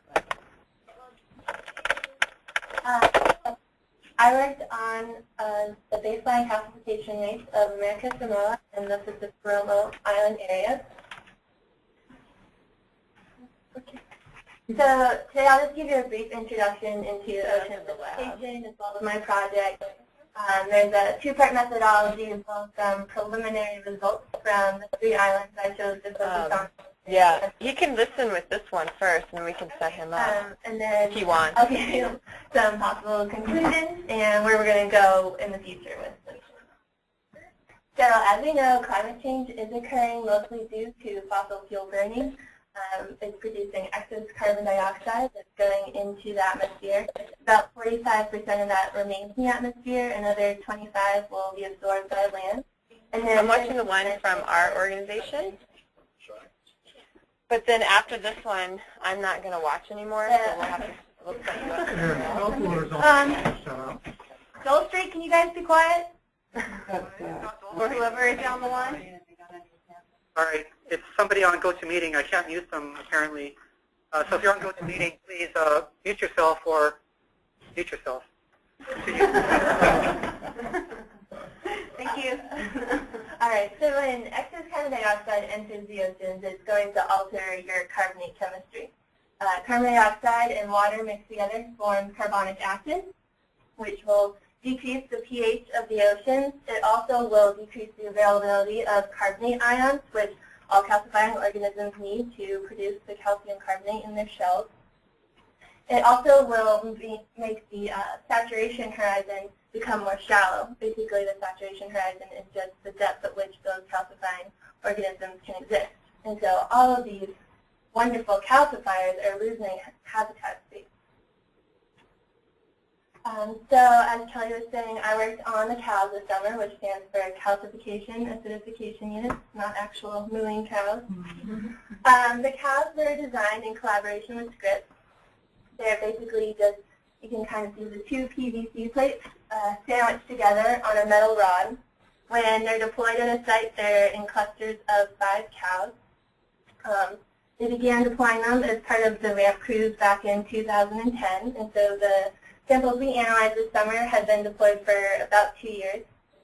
And basically the cows are a great way to understand what's occurring out there due to ocean acidification because of the huge spatial coverage that they provide, as well as they're extremely inexpensive compared to most other methodologies and fairly simple analysis. So we were saying earlier, we analyzed 800 cow plates this summer. We have like 20 left. And so because of that, we'll be here all day and I didn't choose just 3 separate islands to focus on. So Howland Island, Jarvis Island, and Rose. And I was looking for differences in their calcification rates and seeing if there's any spatial trends that we could find between the 3. All right, so Howland Island, here's a picture of it. It's uninhabited. It's also a low island, which means it's of a coral reef origin. And its topography doesn't support for runoff, so it's a much less complicated system compared to an island like the Hawaiian Islands. And it's just north of the equator. This is an example of one of the plates we had at Howland. This is looking down, flat on the top of the plate, so it's the layer that's receiving the most amount of sunlight. Then Jarvis Island, again, it's uninhabited. It's a low island. It's known for having high upwelling on that western side of the island, and it's just south of the equator. And then here's a plate from Jarvis, so you can visually see just by looking at the plate's differences in community structure and accretion. And then Rose Atoll, it's an atoll, so it's a little bit different than the other two islands, but it's also uninhabited. It's a low island and south of the equator. And then here's a picture of Rose, completely different community structure, all these portalathons here. So as I was saying, there's a two-part methodology to the project, the in-field, which I sadly didn't participate in, but before the cows were deployed, they would photograph the site, and then they would deploy 5 cows at each site at about 10 meters depth. And then after they were deployed, they collected photo quads and performed the benthic percent cover surveys along a 25-meter transect line. And that was done during deployment and also recovery, so that we can compare. And then the in-lab methodology, which is what I actually helped on this summer, we first photographed the cow plates so they can be analyzed for benthic cover by scripts. We took the dry weight of the plate with everything on it, all the coral, all the mollusks, anything that was on there. And then we acidified the plates in a 5% HCl solution. We scraped off all that fleshy material that didn't dissolve, and then we filtered that. We dried it and got the weight of the filter as well as the plate with nothing on it, so that from there you can get your net rate of accretion in grams per centimeter squared per year. So that's your original weight with everything on it on the plate minus the weight of the filter and the weight of the empty plate. And so from a result, I was looking for 3 things.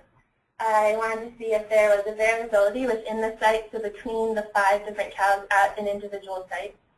I wanted to see if there was a difference between the sites of each island, so each island is going to have 5 sites. We need to look for variability between there. And then the overall picture that we're all looking for is the difference between all 3 islands. So here's an image of Howland Island. I chose 3 categories or ranges of accretion rates. Howland fell mostly in the second category of 0.3 to 1.1 grams per centimeter squared per year. And here it is just in a bar graph format. The y-axis is your calcification rate, and then each bar represents the average of the 5 cows at that site. And so the standard deviation bars are fairly low, so we know that there's pretty low variability within the site. And then I just did a simple ANOVA to look for differences between the sites at Howland Island, and there was no significant difference between the sites. This is the same thing again, but for Jarvis Island. Again, Jarvis, most of it fell into that second category of accretion. And here it is in a bar graph format. Variability was a little bit higher at Jarvis Island, but there, again, was no significant difference between the actual sites at Jarvis. And then the last one is Rose. Rose, like we saw in the picture, had the highest accretion on the 4 reefs, but within the lagoon it had the lowest accretion, which is kind of expected. The lagoons have a higher water temperature, which is going to affect your saturation state. They have more turbidity, so more sedimentation. The corals aren't receiving as much light and not photosynthesizing as much as the corals on the 4 reef would. And then also, because it's a lagoon, there's less water movement, not as many nutrients are being flushed in and out of the system. And here he is in bar graph format. Rose actually had 10 sites, so the variability within each site is pretty low, except for Rose 19. Not sure what's going on there yet. And then the ANOVA said no significant difference between sites. And the overall picture, so each bar graph is, or bar is the average of each site, or each island. And there was a significant difference between those 3 islands.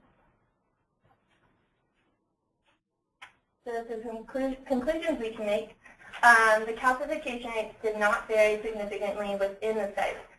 This is the first time that the cows had been deployed for more than 6 months, and so we weren't sure if the sample number was going to be appropriate for the analysis, so that was a positive result. As well, the calcification rates didn't vary within the islands, and again, positive result because we weren't sure about sample numbers, and now we know we can take the average of those sites to represent the whole island. And then the calcification rates did vary between the islands. Obviously, we can't say exactly what that is yet. It's going to require a lot more future studies. And so this is all, the 3 first ones are all being done or about to be done at CRUD right now. So we need to compare the calcification rates with the carbonate chemistry to see if there's any correlation between the 2. And then image analysis of the cows will be done. The cows, they have chlorama, but they also have mollusks and all kinds of other calcifiers, and those animals calcify at a different rate than each other. So that'll be important to know. And then the benthic assessments, we need to ground truth what we find on the cows with their surrounding habitat. And then the overall goal of the cow project is to be able to compare these baseline rates that we found this summer with future cows that we bring back. With that, I have all my thank you. And the cow with the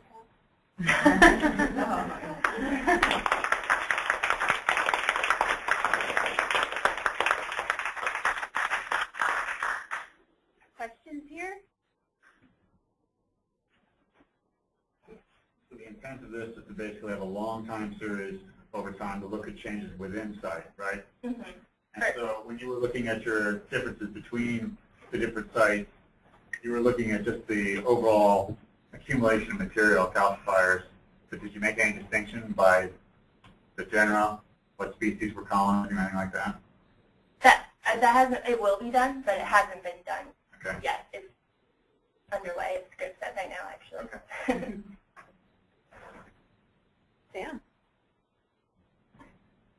I didn't do much analysis of variance kind of stuff, but those results were counterintuitive to me, you know, looking at the bar graphs. Mm-hmm.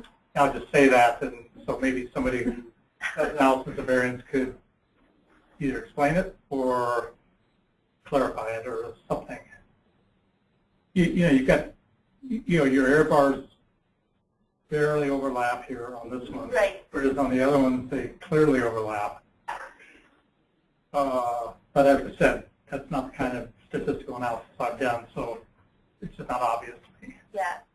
I mean, we're just, these are, I guess, preliminary results, and I think we need to go back through, it'll make more sense when we go through and do the benthic assessments, because the variability might be due to, Chris was saying the other day, there's sites that have shipwrecks and they're dominated by cyanobacteria, and so there might be one site that's completely out of the blue compared to the rest of the sites at that island. And so I don't know. I don't think that's answering your question. Yeah, I was wondering. So you did a simple ANOVA on each of them, but you didn't do a nested ANOVA for the entire thing, right? Because that would be one way to pick up on that, is doing the more complicated ANOVA. Okay. Yeah. I was also wondering if some of the outliers, if you go back to some of the other plots, there's some that are higher. I can't remember, like your site 1. Did you see any kind of orientation, windward side type things for high points? It just seems like most of them are in line, and then you got one that stands out, and then the other one, Howland, was the same way, right? There was one that's standing out a little bit, and there it is right there. And it's just this one outlier here. Okay. So, I mean, it's further out away from the reef, but, or from the island. I don't know. I personally don't know the answer. Yes. Other questions here? Dole Street? Okay, any questions at Dole Street? Okay, I don't see any questions here at Dole Street. So thanks, Erin.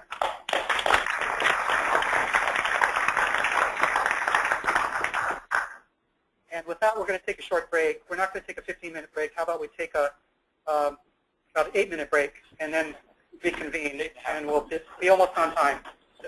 So see you in 8 minutes. All right, thank you. Dawn, are you guys ready? Yeah, are you guys ready there? No. Okay, sure. Let's get started, and there might be a little bit of noise interruption from this side as people trickle back in. Let's get started. Okay. Todd is also going to introduce Andrew, our next presenter. So Calvin Houghton cannot be here. He's doing something with the president. So in his absence, it was my pleasure, because I wear two hats. My other hat is the Marine Turtle Assessment Program. It's my pleasure to introduce Andrew Niccum. He is from the University of North Carolina, Wilmington, and he's in the Department of Biology and Marine Biology. And they have an excellent basketball program there as well, which Andrew does not participate in. And so Andrew is a Holling Scholar. He's been with us now for 8 weeks now, right? You're leaving at the end of this is the 9th week. Okay, he's taking off and heading to Washington, D.C. as well. Good stuff. Andrew is going to be talking about some new techniques that are being looked into as far as the history of the shell and what they can tell you about climate and age. And I will let him go. And also, Andrew has done a lot of exploring while he's been here. He's used this time to go to the Big Island on his own, and camp up on the top of Mauna Kea and go down to the volcano and do all kinds of neat stuff. And he's become great friends with Nicole, keeping each other company at IAM. Hello, everyone. Thanks, Todd. Todd. My name is Andrew, and I'm going to be telling you guys today about my work in the Marine Turtle Assessment Program with Calvin Houghton in establishing a record of age and climate in sea turtle shell. More specifically, hawksbill shells. This is a hawksbill sea turtle, Eretmochelys imbricata. They're arguably the most endangered of all of the world's sea turtle species. Arguably, the most endangered population of hawksbills is in Hawaii. So sclerochronology is a big word to describe what I've been doing. And basically what it means is looking at hard tissues in animals to establish an understanding of the chronology of their growth, so the time of their growth. So I can more easily explain this by talking about dendrochronology, which is another big word to describe something that most everyone in this room probably knows about, which is tree rings. Tree rings are very obvious indications of growth, and it's sort of intuitive that the middle ring is the oldest, and then as the tree grows, it deposits more and more and more. But what do these rings mean? For a tree in a very seasonal climate like the northern mainland United States, a ring is pretty well understood to mean a year of growth. They are annual rings, so in the winter, the leaves fall off and the tree shuts down, and it creates this arrested growth line. However, that's not true for trees all over the world. In Brazil, a tree's growth can be more closely correlated to precipitation or rain seasons and things like that. So we don't understand very much about sea turtles. They're a cryptic pelagic species, and there has been some sclerochronology done, more specifically skeletochronology, which is a subsidiary of sclerochronology, but this has been very controversial. This is a cross-section of a humerus, or a leg bone of a green sea turtle. And so, for instance, skeletochronology to this point might say, okay, we have this humerus cross-section, and we have these somewhat distinct lines of growth.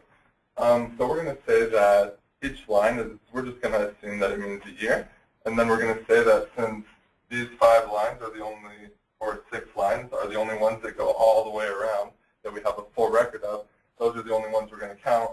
So this 92-centimeter fully grown adult is 6 years old.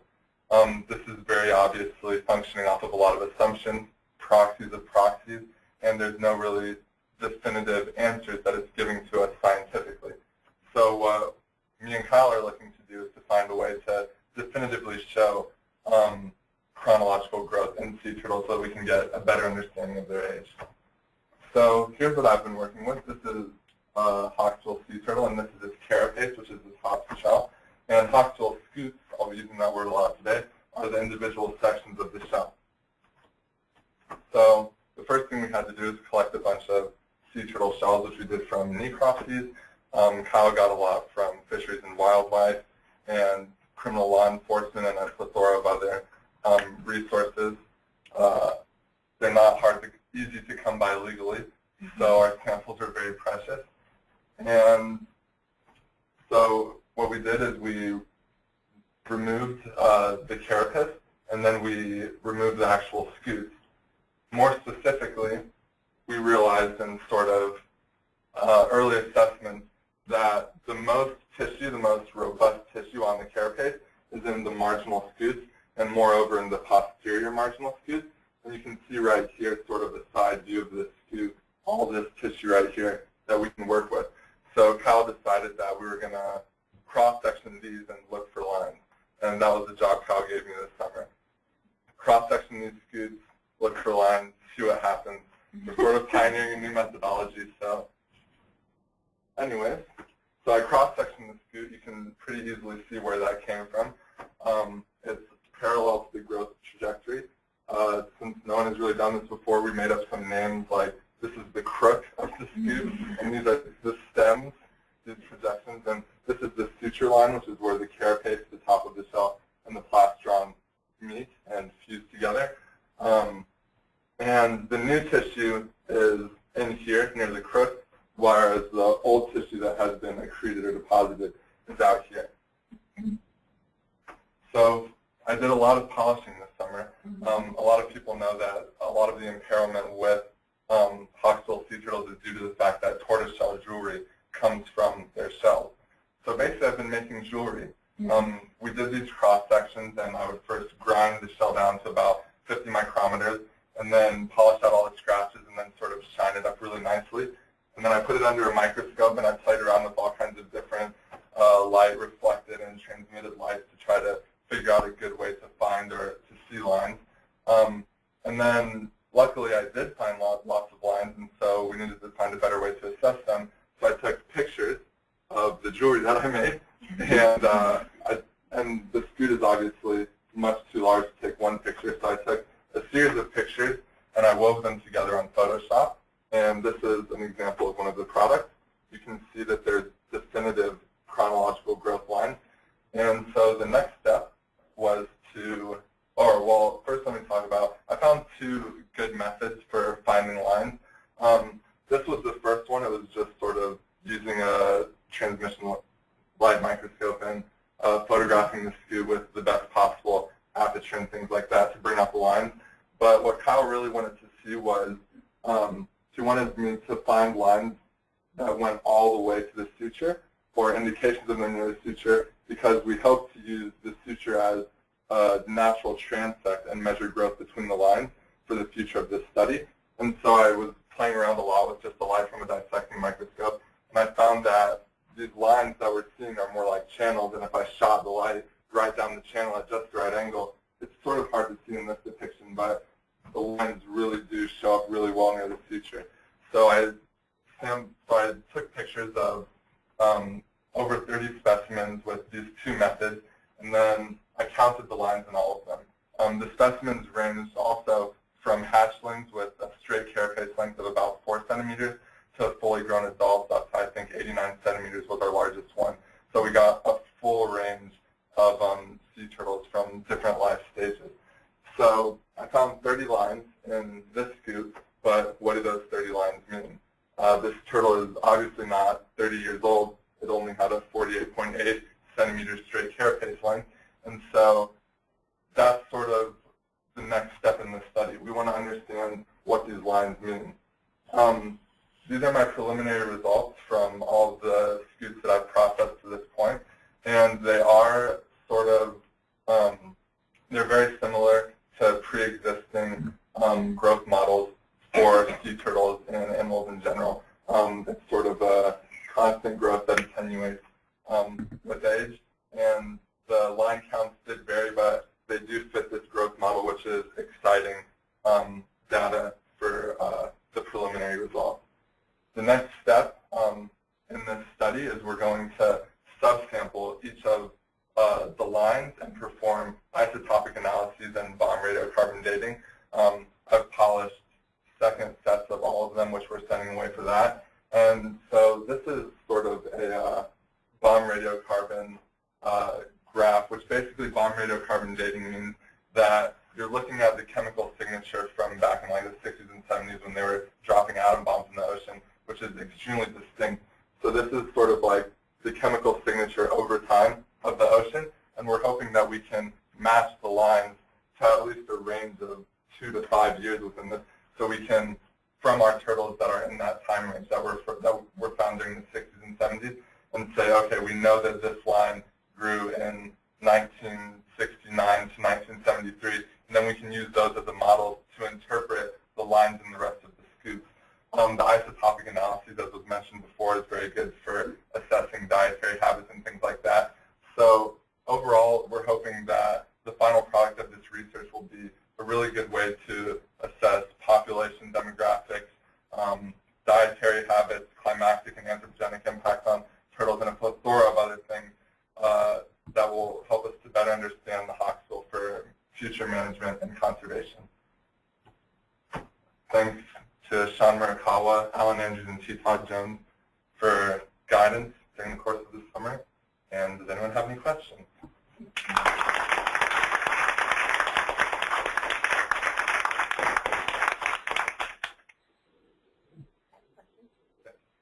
So do you think you need the full cross-section of the entire scoop, or do you think you, like, as seeing a way to age live turtles, you could clip out a smaller piece and be able to get a good sample of the line?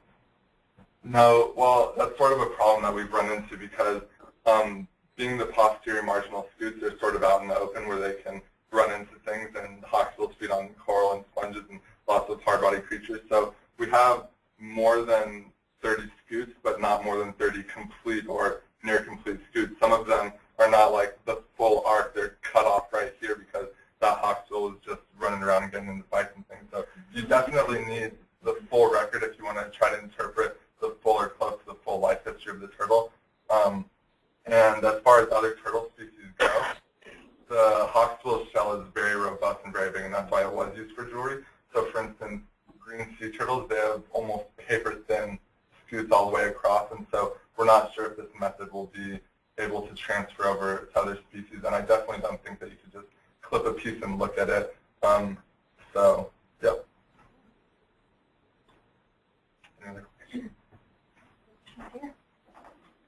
How long does it take to make a piece of jewelry? Well, actually, it's sort of interesting.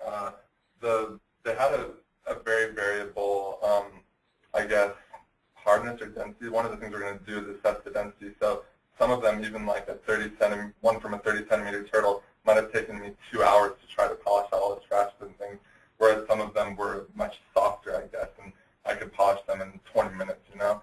So it is, yeah, it's very variable, and we're definitely going to look at the density of the scoots and see if that sheds any other kind of light on hawksbill sea turtles and the information we're trying to gather.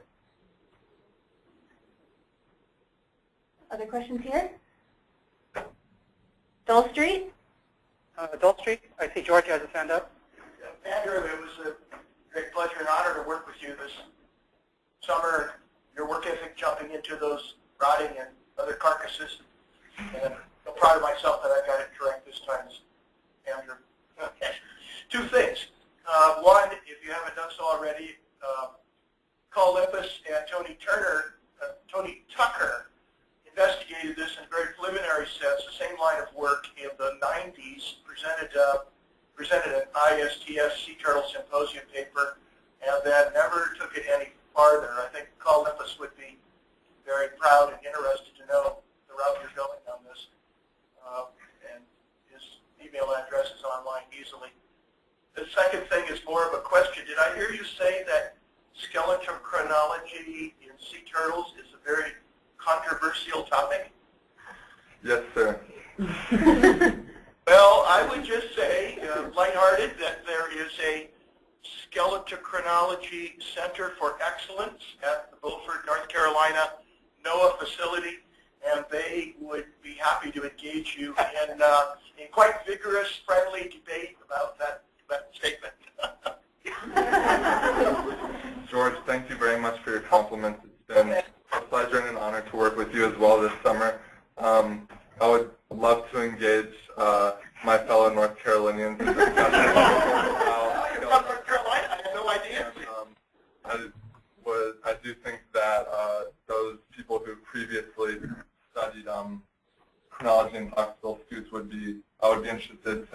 if they're working, I think they'd be interested to see ours.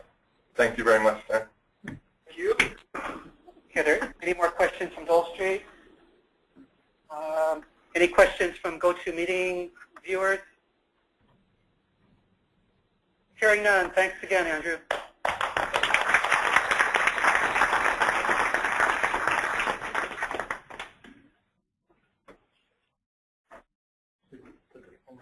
So Don, do I give this to who? Control of the, yes, it should be transferring right now. Okay. And while it's coming up, I'll say next we have Kristina Drysdale. One of her co-mentors is here, Chris Kelley, and I asked him to introduce her. Chris? I need to Speak into that area. Okay. Oh, this is fine.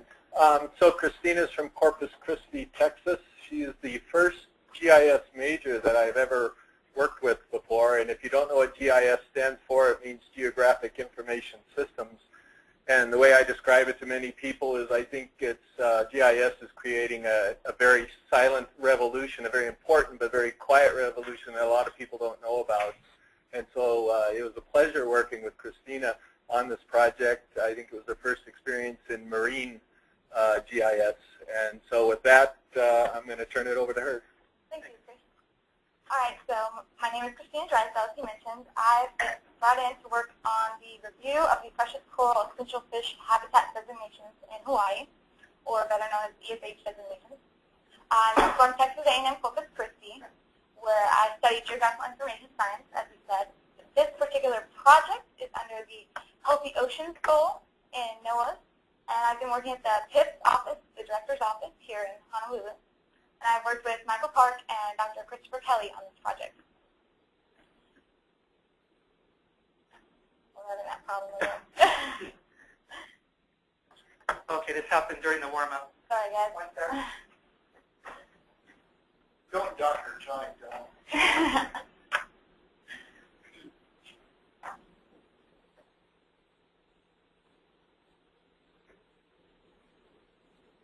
Did you ever figure out why it was doing that?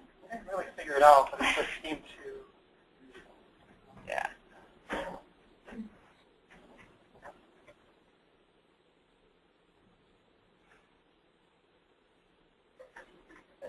I think it's working. All right, a few things I'll touch base on you with are my objectives, the background, methodology, results, the next step, summary, and acknowledgement. So basically, what I'm planning on doing, I was brought in to assist with the mandated 5-year review of the precious coral essential fish habitat, or ESH, designations, including the habitat areas of particular concern, which is HAPC. And then from there, I will develop recommendations for potential improvements to the current ESH designations. The basic hypothesis here is the availability of observational data and GIS techniques can be used to improve the current ESH designations. So a little background here, your precious coral is considered precious because it is harvested for jewelry. Just like any stones like amethyst or diamond is considered a precious stone, it is precious coral as well. A few definitions you need are habitat, the area or environment where an organism lives. Your essential fish habitat, or EFH, as I said, is those waters and substrates necessary to fish for spawning, breeding, feeding, or growth to maturity. And then your habitat areas of particular concern, or HAPC, are the subsets of EFH that are rare, sensitive to human-induced degradation, ecologically important, or located in an environmentally stressed area. The 5-year EFH review process is mandated by the Madison-Stevens Act, where specifically the Western Pacific Regional Fishery Management Council is in charge of advising regarding the Madison-Stevens Act. And for that, every 5 years, we're required to review the current EFH designations for precious coral. And how this is brought about is researchers are sent out into the field and they review and analyze the current data we have against the current EFH designations we have. And from there, they can make revisions or additional information about it and bring it forward to the council. The council then reviews it and can make comments, revise it as they see fit, reject it, or once they approve revisions, can change the current designation. So our current species right now, your precious coral management unit species, or MUS, and other listed species, are shallow right here in the left column, is 18 to 92 meters. That includes about 3 black corals, and this is where they do scuba diving to harvest the coral. And then you have your deep, which is 275 to 1372 meters, all these in this area, which is where they're starting to use submersible harvesting.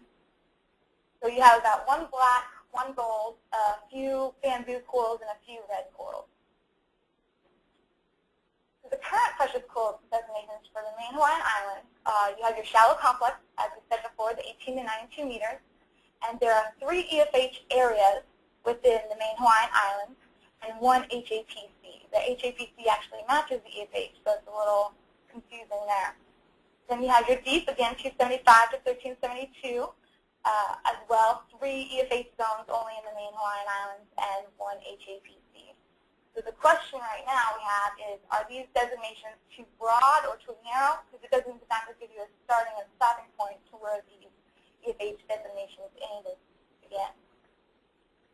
So basically how I went about this is I consulted with a precious coral expert, Dr. Richard Brigg, about the species that are and aren't harvested in Hawaii. And then from there, HURL, or the Hawaii Undersea Research Lab, they take video in their submersible and ROV dives. And from those videos, I was able to extract information such as the species, the depth, and the locations for each of those corals. We extracted about 8,600 different precious coral locations, and from there, I used the depth range implications to analyze it using GIS. We did HURL data and the current EFH designations.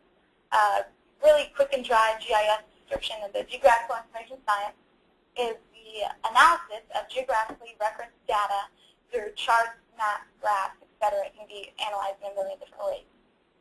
How I did it is I used Esri's ArcGIS software, and from there I used the bathymetry data from multi-beam sonar and NOAA nautical charts.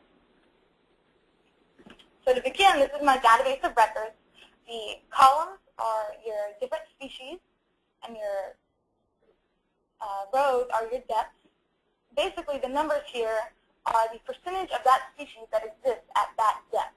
You can kind of ignore the numbers because I have a key that helps you a lot. If it's greater than 20%, it's in the red. 15 to 20 is in the dark orange. 10 to 15 is in the light orange. 5 to 10 is beige, and less than 5 is light blue. So red is kind of considered the hotspot depth for that species. You can kind of analyze it and see where you're more likely to find each species. And you can see the patterns here. This is more of the shallow, the 4 shallow we saw there. And then here is your deep. So from there, I used my ArcGIS software, and I created polygons from the shallow and deep depth complexes. The deep is the yellow, almost green in some points, and the red is the shallow, so you can kind of get an idea of what areas fall within that depth range. And the darker lines around are just kind of the cutoff boundary for each contour. And then I created the designated EFH areas from the polygon, and basically I kind of had to estimate, as we saw in the description, it's not exactly latitude and longitude to give you an example.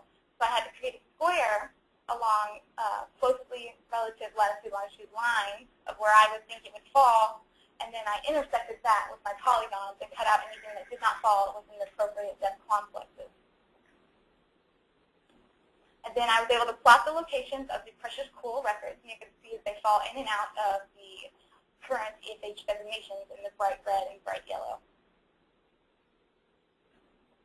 Basically, I evaluated the appropriateness of the management unit species, or MUS, and the listed species. I evaluated the species complex depth ranges and the current EFH areas. And after talking with Dr. Richard Brigg, I did find that for the current deep corals are not harvested in the Hawaiian Islands, but there is an extra that is harvested. And after evaluating my chart again, you can see these black boundaries are the current EFH designations. 91% of the precious coral records do fall within that. However, the current EFH designation is not a total depth range. So that kind of means nothing. You can see here there are big gaps right here that is pretty much it's describing it inappropriately because you will not find that species at that depth. And then some of your shallow ones are actually deeper than what is described. So it's a fit that you might want to reconsider. And here I was able to map the geographic designations. You can see them by each island. It's kind of hard to see, but you can see the bright red and bright yellow spots are where the current EFH designations are. And so it only encompasses actually 50% of the current precious coral records. So it's not an adequately encompassing the harvested precious coral locations. So basically, I'm recommending to modify the current standards. The EFH designated species, the complex depth ranges, the EFH designations, and the current habitat areas of particular concern. So with my modifications to recommend would be for the species, as Dr. Richard Gregg told us, to remove the precious corals that aren't harvested. We don't need to manage them or pay attention if they're not being harvested right now. And then to add precious coral that is harvested. So that would leave us with 3 of the shallow and then 6 of the deep. And then to also recommend the depth changes. The current shallow 18 and 92 would be modified to 20 to 120. The deep, which is now 275 to 1375, I would modify to 200 to 600. You can see the fit is much better. Just based on depth alone, I even shrunk some of it from the 275 to 1375 to 200 to 600. I still increased by 2%, catching more of them. You can see the Ulix doesn't fit in there properly. However, it is a deeper, shallow species. The ones that are shallower before that are worth more than the Ulix. So Ulix is only harvested opportunistically. If they're already down there, they're going to collect it. However, if they can get things that are worth more at the shallower depths, they're going to go for those. That's still considered. We also have some of our deeper species here. These are outliers. Our Corallium species here is a mix of Corallium secundum, Regale, and Lauense. Lauense is one of them we removed, so that's still in there because it's hard to identify between Regale, secundum, and Lauense. And then my recommendation would be to incorporate complex depth ranges around each of the main Hawaiian islands into the EFH designation. This would recommend geographic changes would increase the enclosed percentage by 38%. So instead of being in the 50 percentile, it would be in the 98 or 90 percentile. And then to move the current EFH areas as habitat areas of particular concern. So basically, I've provided analysis for the 5-year review coming up in October. My mentor, Michael Park, will present that to them, and hopefully they can revise it, suggest changes, and recreate the new designations. And then hopefully we'll have our synthesis of data ready by then, and we can incorporate substrate hardness data into the EFH designation. Because coal is going to grow in the harder substrate, so it can latch onto rocks and whatnot, but it won't grow in the softer substrate. And then I am taking an internship currently at my university, which I'll use this project for. I will be taking grad course this next semester, see if that's something I want to get my feet wet in. And then we're students, we're always looking for jobs. So basically, I evaluated and found the current EFH designation, precious coral EFH designations being adequate, and I developed my recommendations for revisions to be presented to the council in October.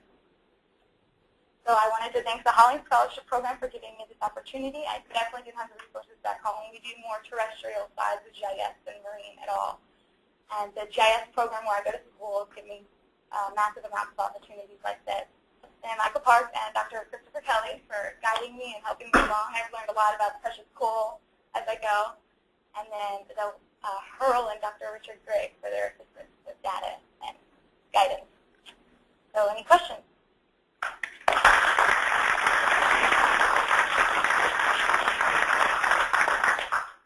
Thanks. Any questions at Dole Street? Ken has 2 questions, he says. If you can go back to your slide where you have the recommendations for revised EFH. Yeah, the Excel. Excel format. Yeah. Okay. So my question is there in your black boundaries for the recommended EFH. For the shallow water, the recommended EFH seems to be pretty much restricted to the hot spots. But in the deeper portion, it seems to expand well past the hot spots. And I was just curious why that discrepancy, for example, why you wouldn't include all the way down to 220 meters for the shallow water EFH depth recommendation, or why you wouldn't restrict the deeper EFH starting at 280. Okay. What we took into consideration is if we did extend some of the shallower, it leaves gaps and a bunch of the other species. When use is, like I said, harvested opportunistically, so they're not going to dive deep when they can get things that are worth more shallow. So that's why we kept that the same. And then the deeper species is because they are found deeper. We already did shrink it up to 600. So we kept it in there. The outliers for like what the guys up there, those are outliers. However, we tried to keep majority of it in there so that some may be outliers. However, they are harvested there and they are found at those depths. It looks like it's not as much, however, they add up so fast. Okay, that makes sense. And then the second is, I think you sort of answered this question already in your last slide. You were talking about bringing in the substrate hardness or soft. I assume since you've been working with Chris, we have all the lovely hard soft layers that actually I got from you months ago. So where are you in the process of incorporating the hard soft designation into the EFH? It's considered backscatter data, I guess you call it. I haven't gotten a hold of any of that yet. I think Chris is still working on getting them all together in one file. I've been watching and kind of learning how he's doing it, but I haven't actually had the time to sit down and do it myself and get into that. Okay, so if you want, I worked on a lot of the data that we got from you and have pulled a lot of it together into one layer for some of our bottom fish assessment. So that layer is restricted pretty much to the 50 to 400 meter depth range. So it may help with part of it. Yeah, it's still in there. Wow, that'd be great. Any more questions at Dole Street? Seeing none here on your end. Julia. Particularly for that one species that is not covered by either of the protected areas, but you said was not as valuable. Should we be concerned that now that the valuable species are protected, that one would suddenly be worth more just to go get anything to make the deeper dive? The divers aren't going to dive that deep for something that isn't as worth as much. I know it may seem like it's not protected. However, they're still going to get the things that are worth more, shallower. It's not going to waste as much time on their dive before deep compression. Does that answer your question? Close enough. Okay, Chris Kelley wants to make a comment. Just the EFH and HAPC designations by themselves they aren't associated with any type of restrictions on harvesting. They're actually used for other purposes. If there's something that's going on at that depth, then an EFH will come into play in an environmental impact assessment, for example. So just placing the shallow corals in an EFH designation or leaving them out is not going to make any difference with respect to the fishery. Thanks, Chris. Back to Kapiolani. Yeah, Maddie? Why are there only two depths, shallow versus deep? I mean, we're all sort of asking the same questions about these new boundaries because it seems like you've clearly made an improvement. But to include that other species, why can it only be shallow and deep? Why can't there just be several? That would include that middle guy? If there was a middle one, it would only include one species, and that species we've already established isn't worth as much. They aren't diving for it. So to put a middle boundary in there would cover that species. However, I don't know if it's really worth it if they're not diving for it. Okay, cool. Thanks. Other questions? I think we're all set here. Okay, any questions from GoToMeeting viewers? Hearing none, thanks again, Kristina.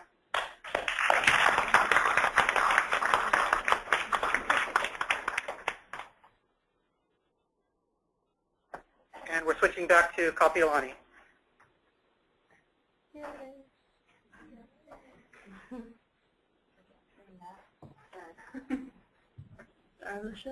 So while we're, oh, hi. Okay. Thanks,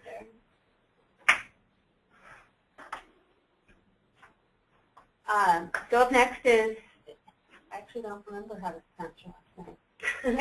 Karasik. Rachel Karasik. She's been working with the citation program, which is why that question is a little embarrassing. She's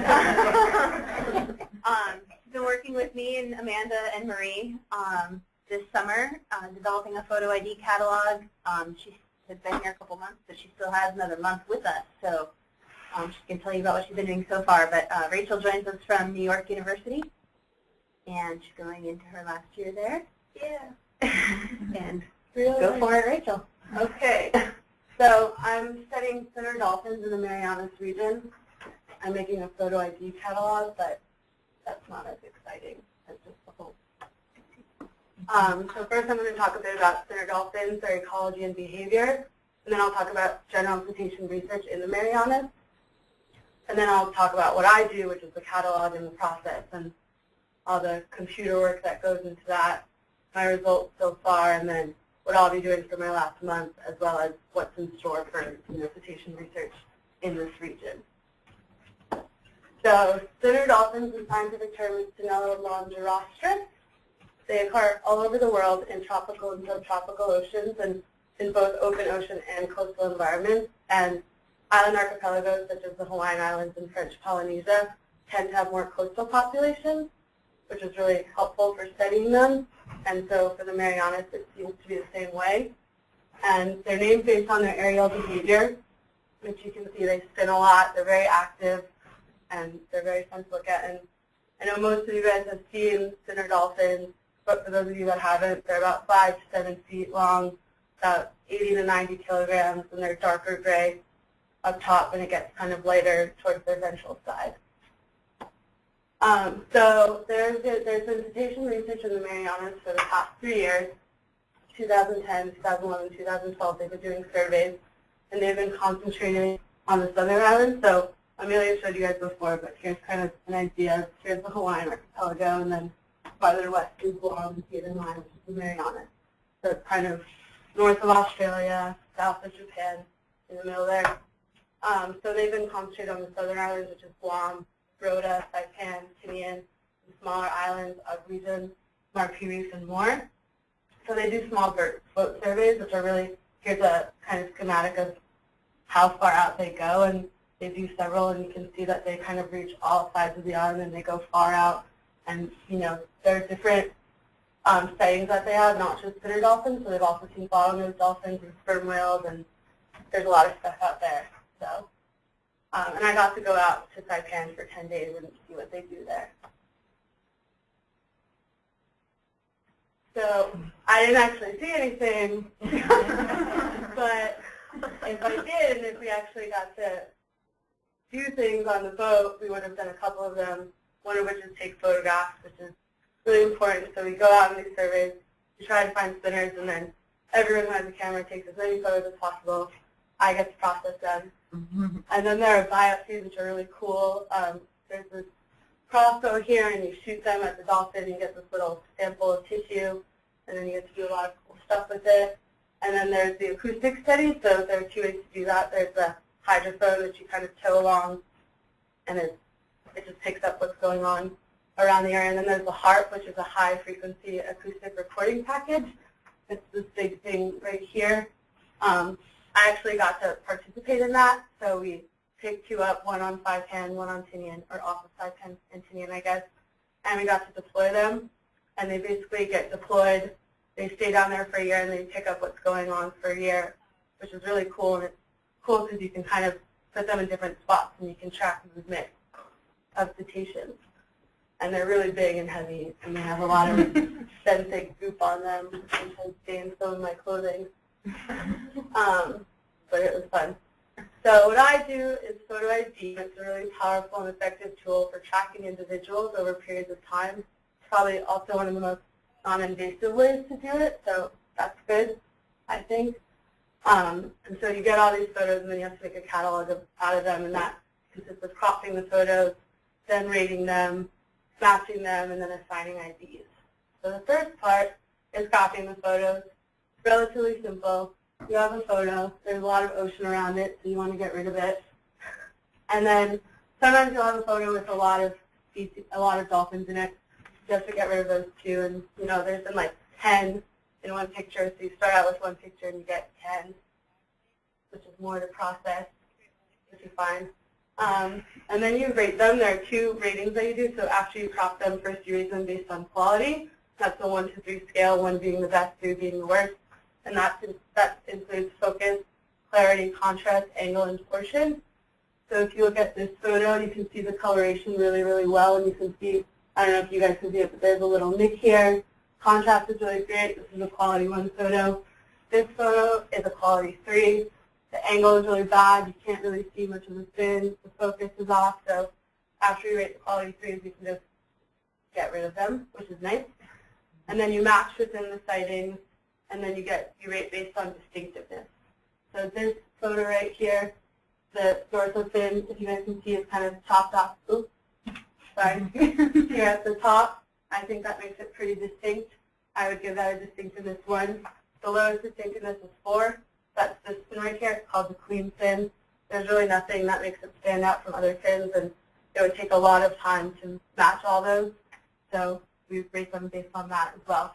And then we don't use the distinctiveness 4 or the distinctiveness 3 pictures. And that's based on the number, size, and shape of the features located on the fin. So then you match. So first you match within a sighting. So after you've cropped your photos and gotten rid of the bad quality ones, you're left with a much smaller amount of photos, and you're able to match within a sighting. So these top 2 pictures is a match within a sighting, and you can see that there are a couple really distinctive marks about it. So I was easily able to to match them. And then after that, you're also able to match between sightings. So you look at your individual from one sighting, and you look at individuals from other sightings, and then, once you've seen that they're both there, you can, definitively say that this is an individual that exists in the Marianas. And then you assign an ID based on the most predominant feature of the dorsal fin, and it's a really good way to kind of keep things organized, and, later on when you want to try to match a new fin to an old one, you can just go based on that. Fairly simple. So far, I have cropped 3,400 pictures from Tinian and Saipan from 2010 and 2011. And after the cropping and the rating and the matching, we had about 150 potential individuals, and then we matched between sightings, and we got rid of the Q3s and Q4s, and we got 17 matches between Saipan sightings, 15 unmatched. The ones that we use that are unmatched are the ones that are quality 1 photos, so we can definitely use them in the future because they're really good. We got 1 match between Saipan and Tinian, and 1 unmatched in Tinian, so that's 33 individuals in Saipan and 2 in Tinian. I was really excited about the match between Saipan and Tinian, and I have a month left, so I kind of want to see kind of how far the dolphins travel around the island.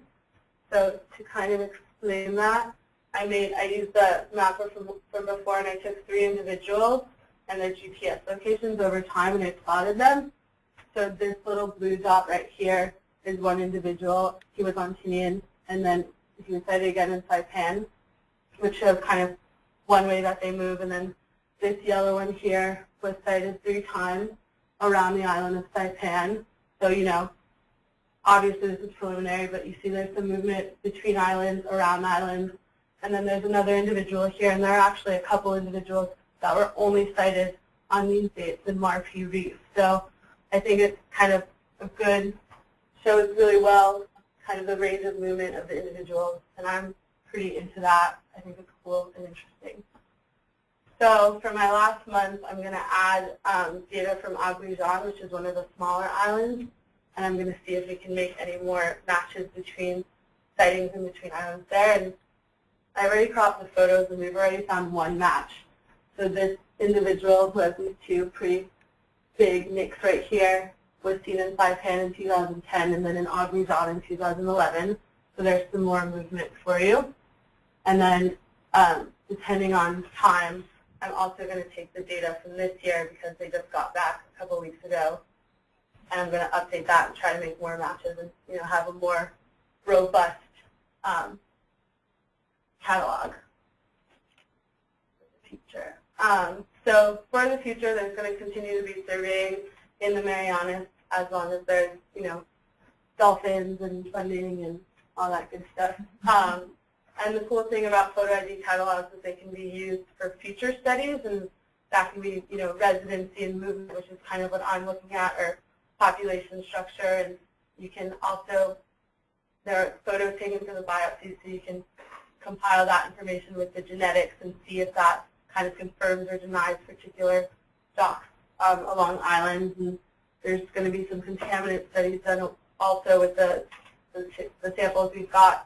And, it just can go a lot of ways, and it's pretty exciting to be kind of part of the beginning of a long-term study on this species in the Marianas.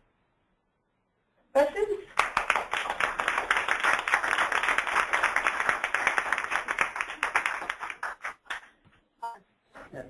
Just out of curiosity, in your protocol, for instance, if say you had a dorsal and in the upper third it had 2 distinct notches, and then a year or 2 years later you still saw those 2 distinct notches, but there was a third notch lower down. Is it plastic enough that you then say this is the same animal, or do you have to, by the protocol, like say, no, it's different, and you have to wait for another match? You can bump that to Marie. Yeah, Marie. Yeah, if you know for certain that that is the same animal, you would add that to the catalog as a change trend. And if perhaps, so we have 2 IDs that are actually assigned to the animal, an accession ID that does not change ever, and then an ID based on the most distinctive part of the fin. So if the fin changes, then that ID would change. But the record of the individual previously would stay. So you would have all of the photos of all that animal within the record. Frank?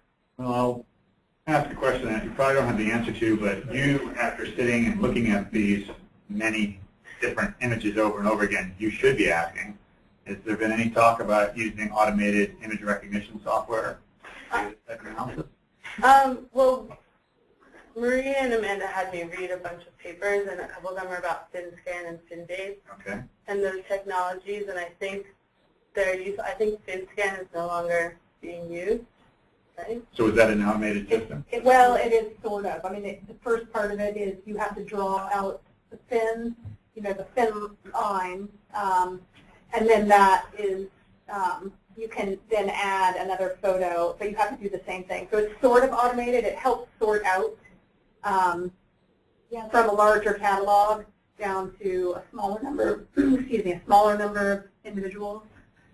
But that actually is what the ID is doing, even though, I mean, either way, it's manual. And as she said, FinScan is no longer supported, the software program, and at this time, that's the only one that is sort of automated.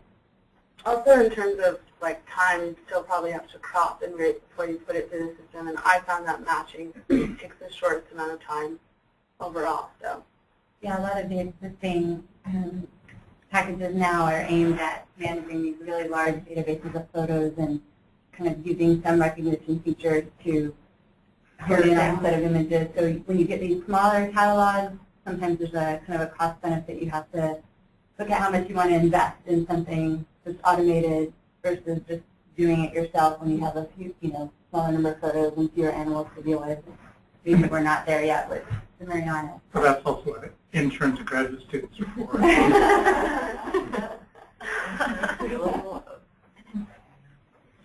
Other questions here? Dole Street? Okay, any questions at Dole Street? One.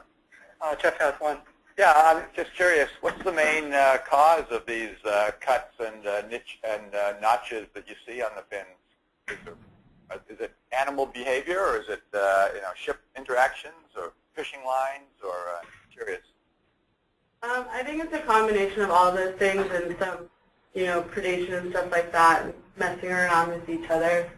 From what I've seen in my very little experience, it doesn't seem like too many of those nicks and notches are based on like boat interactions or anything like that. But I couldn't tell you more than that.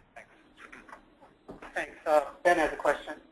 Yeah, Frank already jumped on, part of my question initially, which is about how the matching actually takes place, whether it's automated or whether it's manual. And I would definitely highly encourage you to look at some of the automated solutions that exist out there. This type of photo matching is basically edge detection, which is about the simplest form of automated photo matching that there is. And including the cropping out, since the fins generally are a fairly standard semi-triangular shape, that automated cropping is also very easy to do. One of the things you can look at, there's been some work done recently, even in an iOS app, for automatically recognizing your keys on your key ring using the automated edge detection of the little nooks and crannies and nicks on your keys, which are very similar to the trailing edge of a dolphin fin. So, and that package right now currently retails for $1.99. That's really not development cost, but certainly there have been a huge amount of there's been a huge amount of work done in the retail side of things that could easily be transferred to this type of work. Thank you. I'll look into it. Any other questions from Dole Street? Any questions from GoToMeeting viewers? With that, thanks a lot, Rachel. Great job.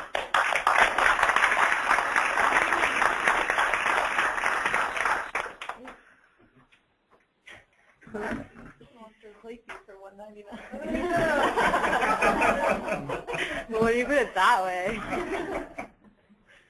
Oh, what is lasagna? Yeah. It's when the whole fin is messed up. Oh, like the whole lasagna. Well, like this, when the trailing edge of the fin, like I don't know if you remember the top one that I showed you had like a bunch of nicks and notches going through the whole thing, so you can't really, that's what makes it so distinct. So, yeah, it looks just like lasagna. Okay, so Todd's going to introduce our next presenter.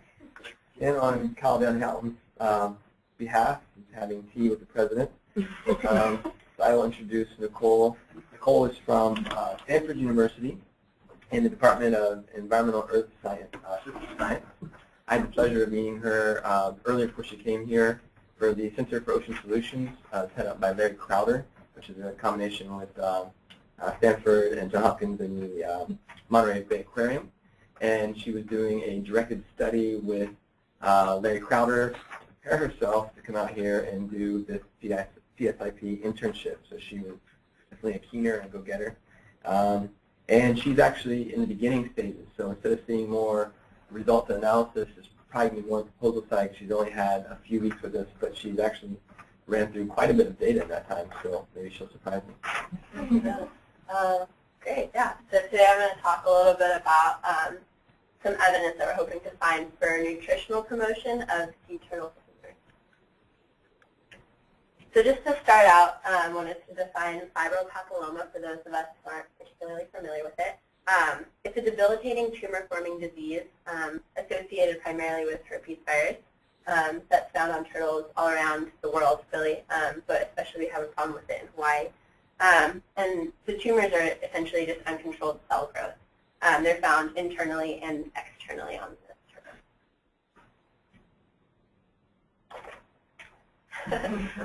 So yeah, if we look at our study site in the Mid-Hawaiian Islands, we see certain trends in space and time with fibropapilloma. Just to start out, to give you a little bit of background with turtles, the population of green sea turtles here nest in the northwestern Hawaiian Islands. When the hatchlings hatch out, they spend their early years swimming around the Pacific Ocean, and then at a certain age, they recruit to the nearshore environment, and essentially they're only developing fibropapilloma after they've recruited. So this is evidence to us that the environment must play some role, this nearshore environment must play some role in the development of the disease. And sort of further evidence for that is that the turtles tend to be really, they have high site fidelity, so they tend to stay in the place that they recruit to. So that's also, and we also see a spatial correlation or sort of like clustering of disease. Certain areas have more turtles with disease than others. And then in terms of time, although it appeared earlier, it became super prevalent in the 1980s and with a peak in the 1990s, and we still see it today. So herpes virus is, the root word for herpes is herp, which means something that lurks or hides. Like, think of herpetology, right? It's a study of creepy crawly things that like to hide. And in humans, right, herpes virus is extremely common, but it's not expressed all the time. You have maybe an outbreak of a cold sore every now and again, and then it goes away. So for us, in turtles, it's really odd that we're seeing tumors all the time, because they should kind of have a similar phasing in and out of the tumor expression. So this kind of leads us back to the idea that there must be something in the environment that's promoting, like constantly promoting these herpes outbreaks. So Van Houten et al. In their PLS1 paper in 2010 did a really cool spatial analysis and found a correlation between areas with high turtle disease incidence and a high nitrogen footprint. The nitrogen index used things like sewage, outfall, fertilizer use, and all sorts of like development indices that explained basically the prevalence of nitrogen in the nearshore environment next to these different watersheds. So you see there's a lot of high overlap. The red is like where there's a lot of disease turtles, and also where there's a lot of nitrogen impact, essentially. Sure. Yeah. So the mechanism that they proposed for this was essentially that the nitrogen-rich wastewater that's getting into this nearshore environment is getting taken up by the algae that reside there, specifically the invasive algae, particularly. And this algae then stores this excess nitrogen as arginine, which is an amino acid that's extremely crucial in herpes virus growth and reproduction, or proliferation, excuse me. So yeah, so this is like really cool, and we are expecting that we can see the N15 signature, because wastewater from humans obviously is high in N15 because we're animals. And so algae is traditionally not high in N15 because it's a plant. So this algae will have this signature from the wastewater, essentially. So what we can do is use nitrogen isotope analysis to figure out basically if that is the case, if that's really what's happening. Nitrogen isotope ratios are used because they reflect the dietary composition of the organism.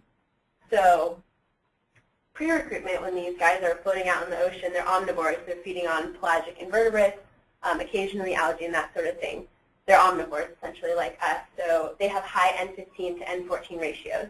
But after they recruit, they become herbivores. They're only eating algae. So they have high N14 to N15 ratios. So by doing our nitrogen isotope analysis, we can see if post-recruitment the turtles are eating algae that are enriched with N15. And then see if there's a correlation with turtles with tumors versus turtles without tumors. So this is my sampling method. Essentially, this is we're primarily using the C5 scute unless it's been compromised by like a shark attack or something. So this is my little drawing of the C5 scute. And this is the back side of it. So imagine you kind of pop that off, and then the dorsal side and the posterior edge is the oldest tissue. You can actually see this better on the next slide. So right here would be the oldest tissue, and the new layers of the scute accrete from the bottom and spread outwards. So that's these lines of growth like that. So the youngest tissue in the turtle, the newest tissue, is on the other side, on the ventral side. So we actually flip the scute over and scrape from the anterior edge, and that gives us the newest tissue. And so we can actually compare the N15 ratios between the oldest tissue and the newest tissue to give us a delta N15, or the change in N15 between these tissues. So what we're expecting to see is in tumor-free turtles, normal turtles, as their straight carapace length increases, as they grow essentially, they're going to have no change in delta N15 until they recruit, at which time their delta N15 is going to become negative essentially and slip downwards here. We're not sure exactly what trend lines will follow. That's kind of what the data will tell us, hopefully. But in tumor turtles, we expect that perhaps we will see no change at all, or even there could be an increase in the N15 in the tissues. We're not really sure exactly how that trend will follow, but the important part is that there should be a difference between the tumored and the tumor-free turtles. And so this is important because like we found evidence for this mechanism in the environment, in the epidemiology. It all seems to make sense, but we really need to look in the turtle to make sure that we can find evidence for the mechanistic role of diet in promoting this disease. Yeah, so thanks to Andrew and Kyle and P-Todd, especially for rotting all these turtles. We've had to, the way that we get the scutes, because obviously you can't take a scute off a live turtle, is go to necropsies and cut part of the carapace off and then take these just disgusting dead turtle bits and rot them so that we can get that scute off. So these guys did. I've done 60 scutes so far, but they were all done for me ahead of time. So I got here and I got to use the nice clean scutes, you know.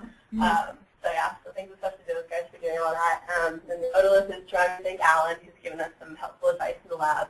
And then also to the whole marine turtle research team, George Laws et al., for letting us come to the necropsies and be involved in all that. So yeah.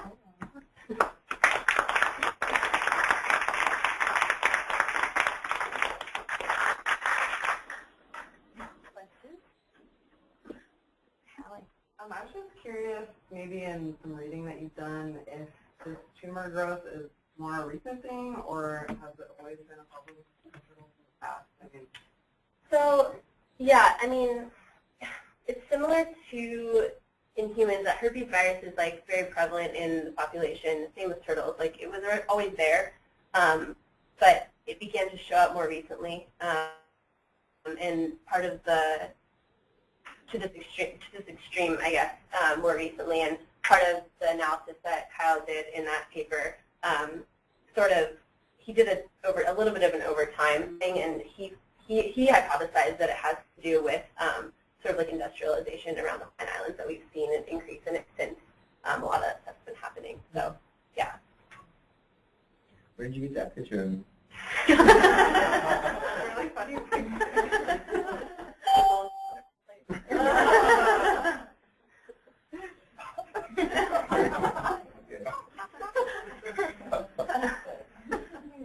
Other questions here? Don, so off to Dole Street. Okay, any questions at Dole Street? I don't see any questions here. Any questions from GoToMeeting viewers? None? Thanks a lot, Nicole. Great talk.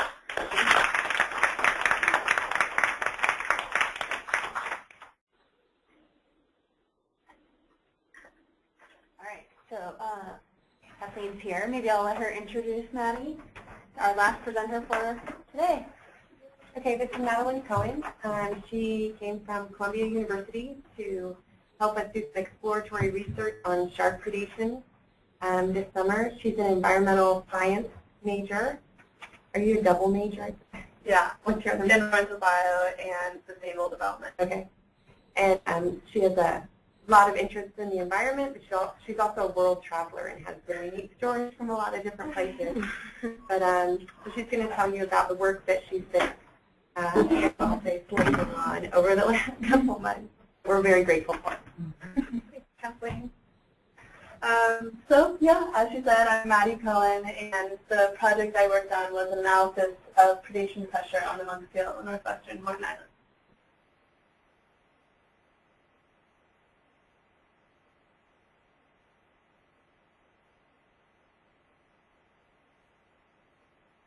And what current threats it faces, as well as what I was working on this summer. So the Hawaiian monk seal is endemic to Hawaii. It's not found anywhere else besides this archipelago. It is also the only pinniped associated with coral reef systems. Other pinnipeds being sea lions and seals and walruses, are usually found in colder waters, so it makes it quite a bit special. It's also special in that it's the most endangered marine mammal in U.S. waters. There's only about 1,200 seals left. Since the 1950s, it's had about a 3 to 4% decline per year. And that, I think since about the 1970s, it's been on the endangered species list. This is a critically endangered animal.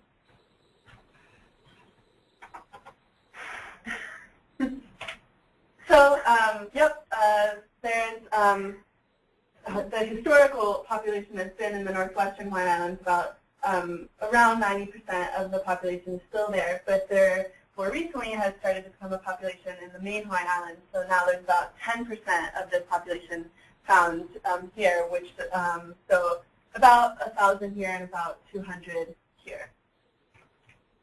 Do you want to click one more? Thanks.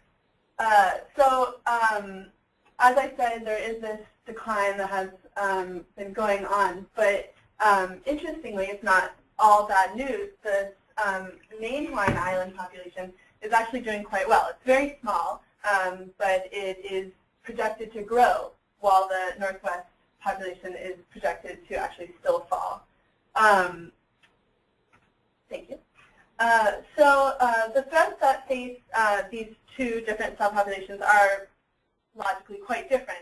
In the main Hawaiian Islands, you have potentially a lot more human interactions. You've got fisheries, disturbance, intentional killing. And then in the northwest, which is largely, it's unpopulated, you have these other threats, and threats to a very critical from that graph before population. So what I looked at was one of these threats, predation. Shark and pinniped interactions are studied all over the place. Harbor seal pups in Nova Scotia, Australian sea lion pups, and northern elephant seals, both with white sharks. This being the most widely researched pinniped and shark interaction. A lot of the more recent research has also isolated pups and sometimes juveniles as the sort of age size classes that are even more vulnerable. Specific to the Hawaiian monk seal, Galapagos and tiger sharks are the bigger predators, and there have been studies that suggest that these interactions and these shark attacks have big impacts on survival and potentially reproduction. So my project that I was working on was a continuation of an earlier analysis that looked at the decade of 1990 to 2000. And so what I wanted to do was replicate much of that analysis for 2001 to 2010, a more recent decade. Thank you. What we were looking at are 3 of the breeding sites in Northwestern, French Riga Shoals, Lake Sand, and Lysianski. And we were doing this across 4 age size classes. We say size classes, pups, juveniles, subadults, and adults, and these are proxies for their ages. Go ahead. And we were looking both across the board, as in the overall time period, between all 3 sites, between the different age size classes, their survival 1 year post-injury, as well as comparing all of those things to the previous decade.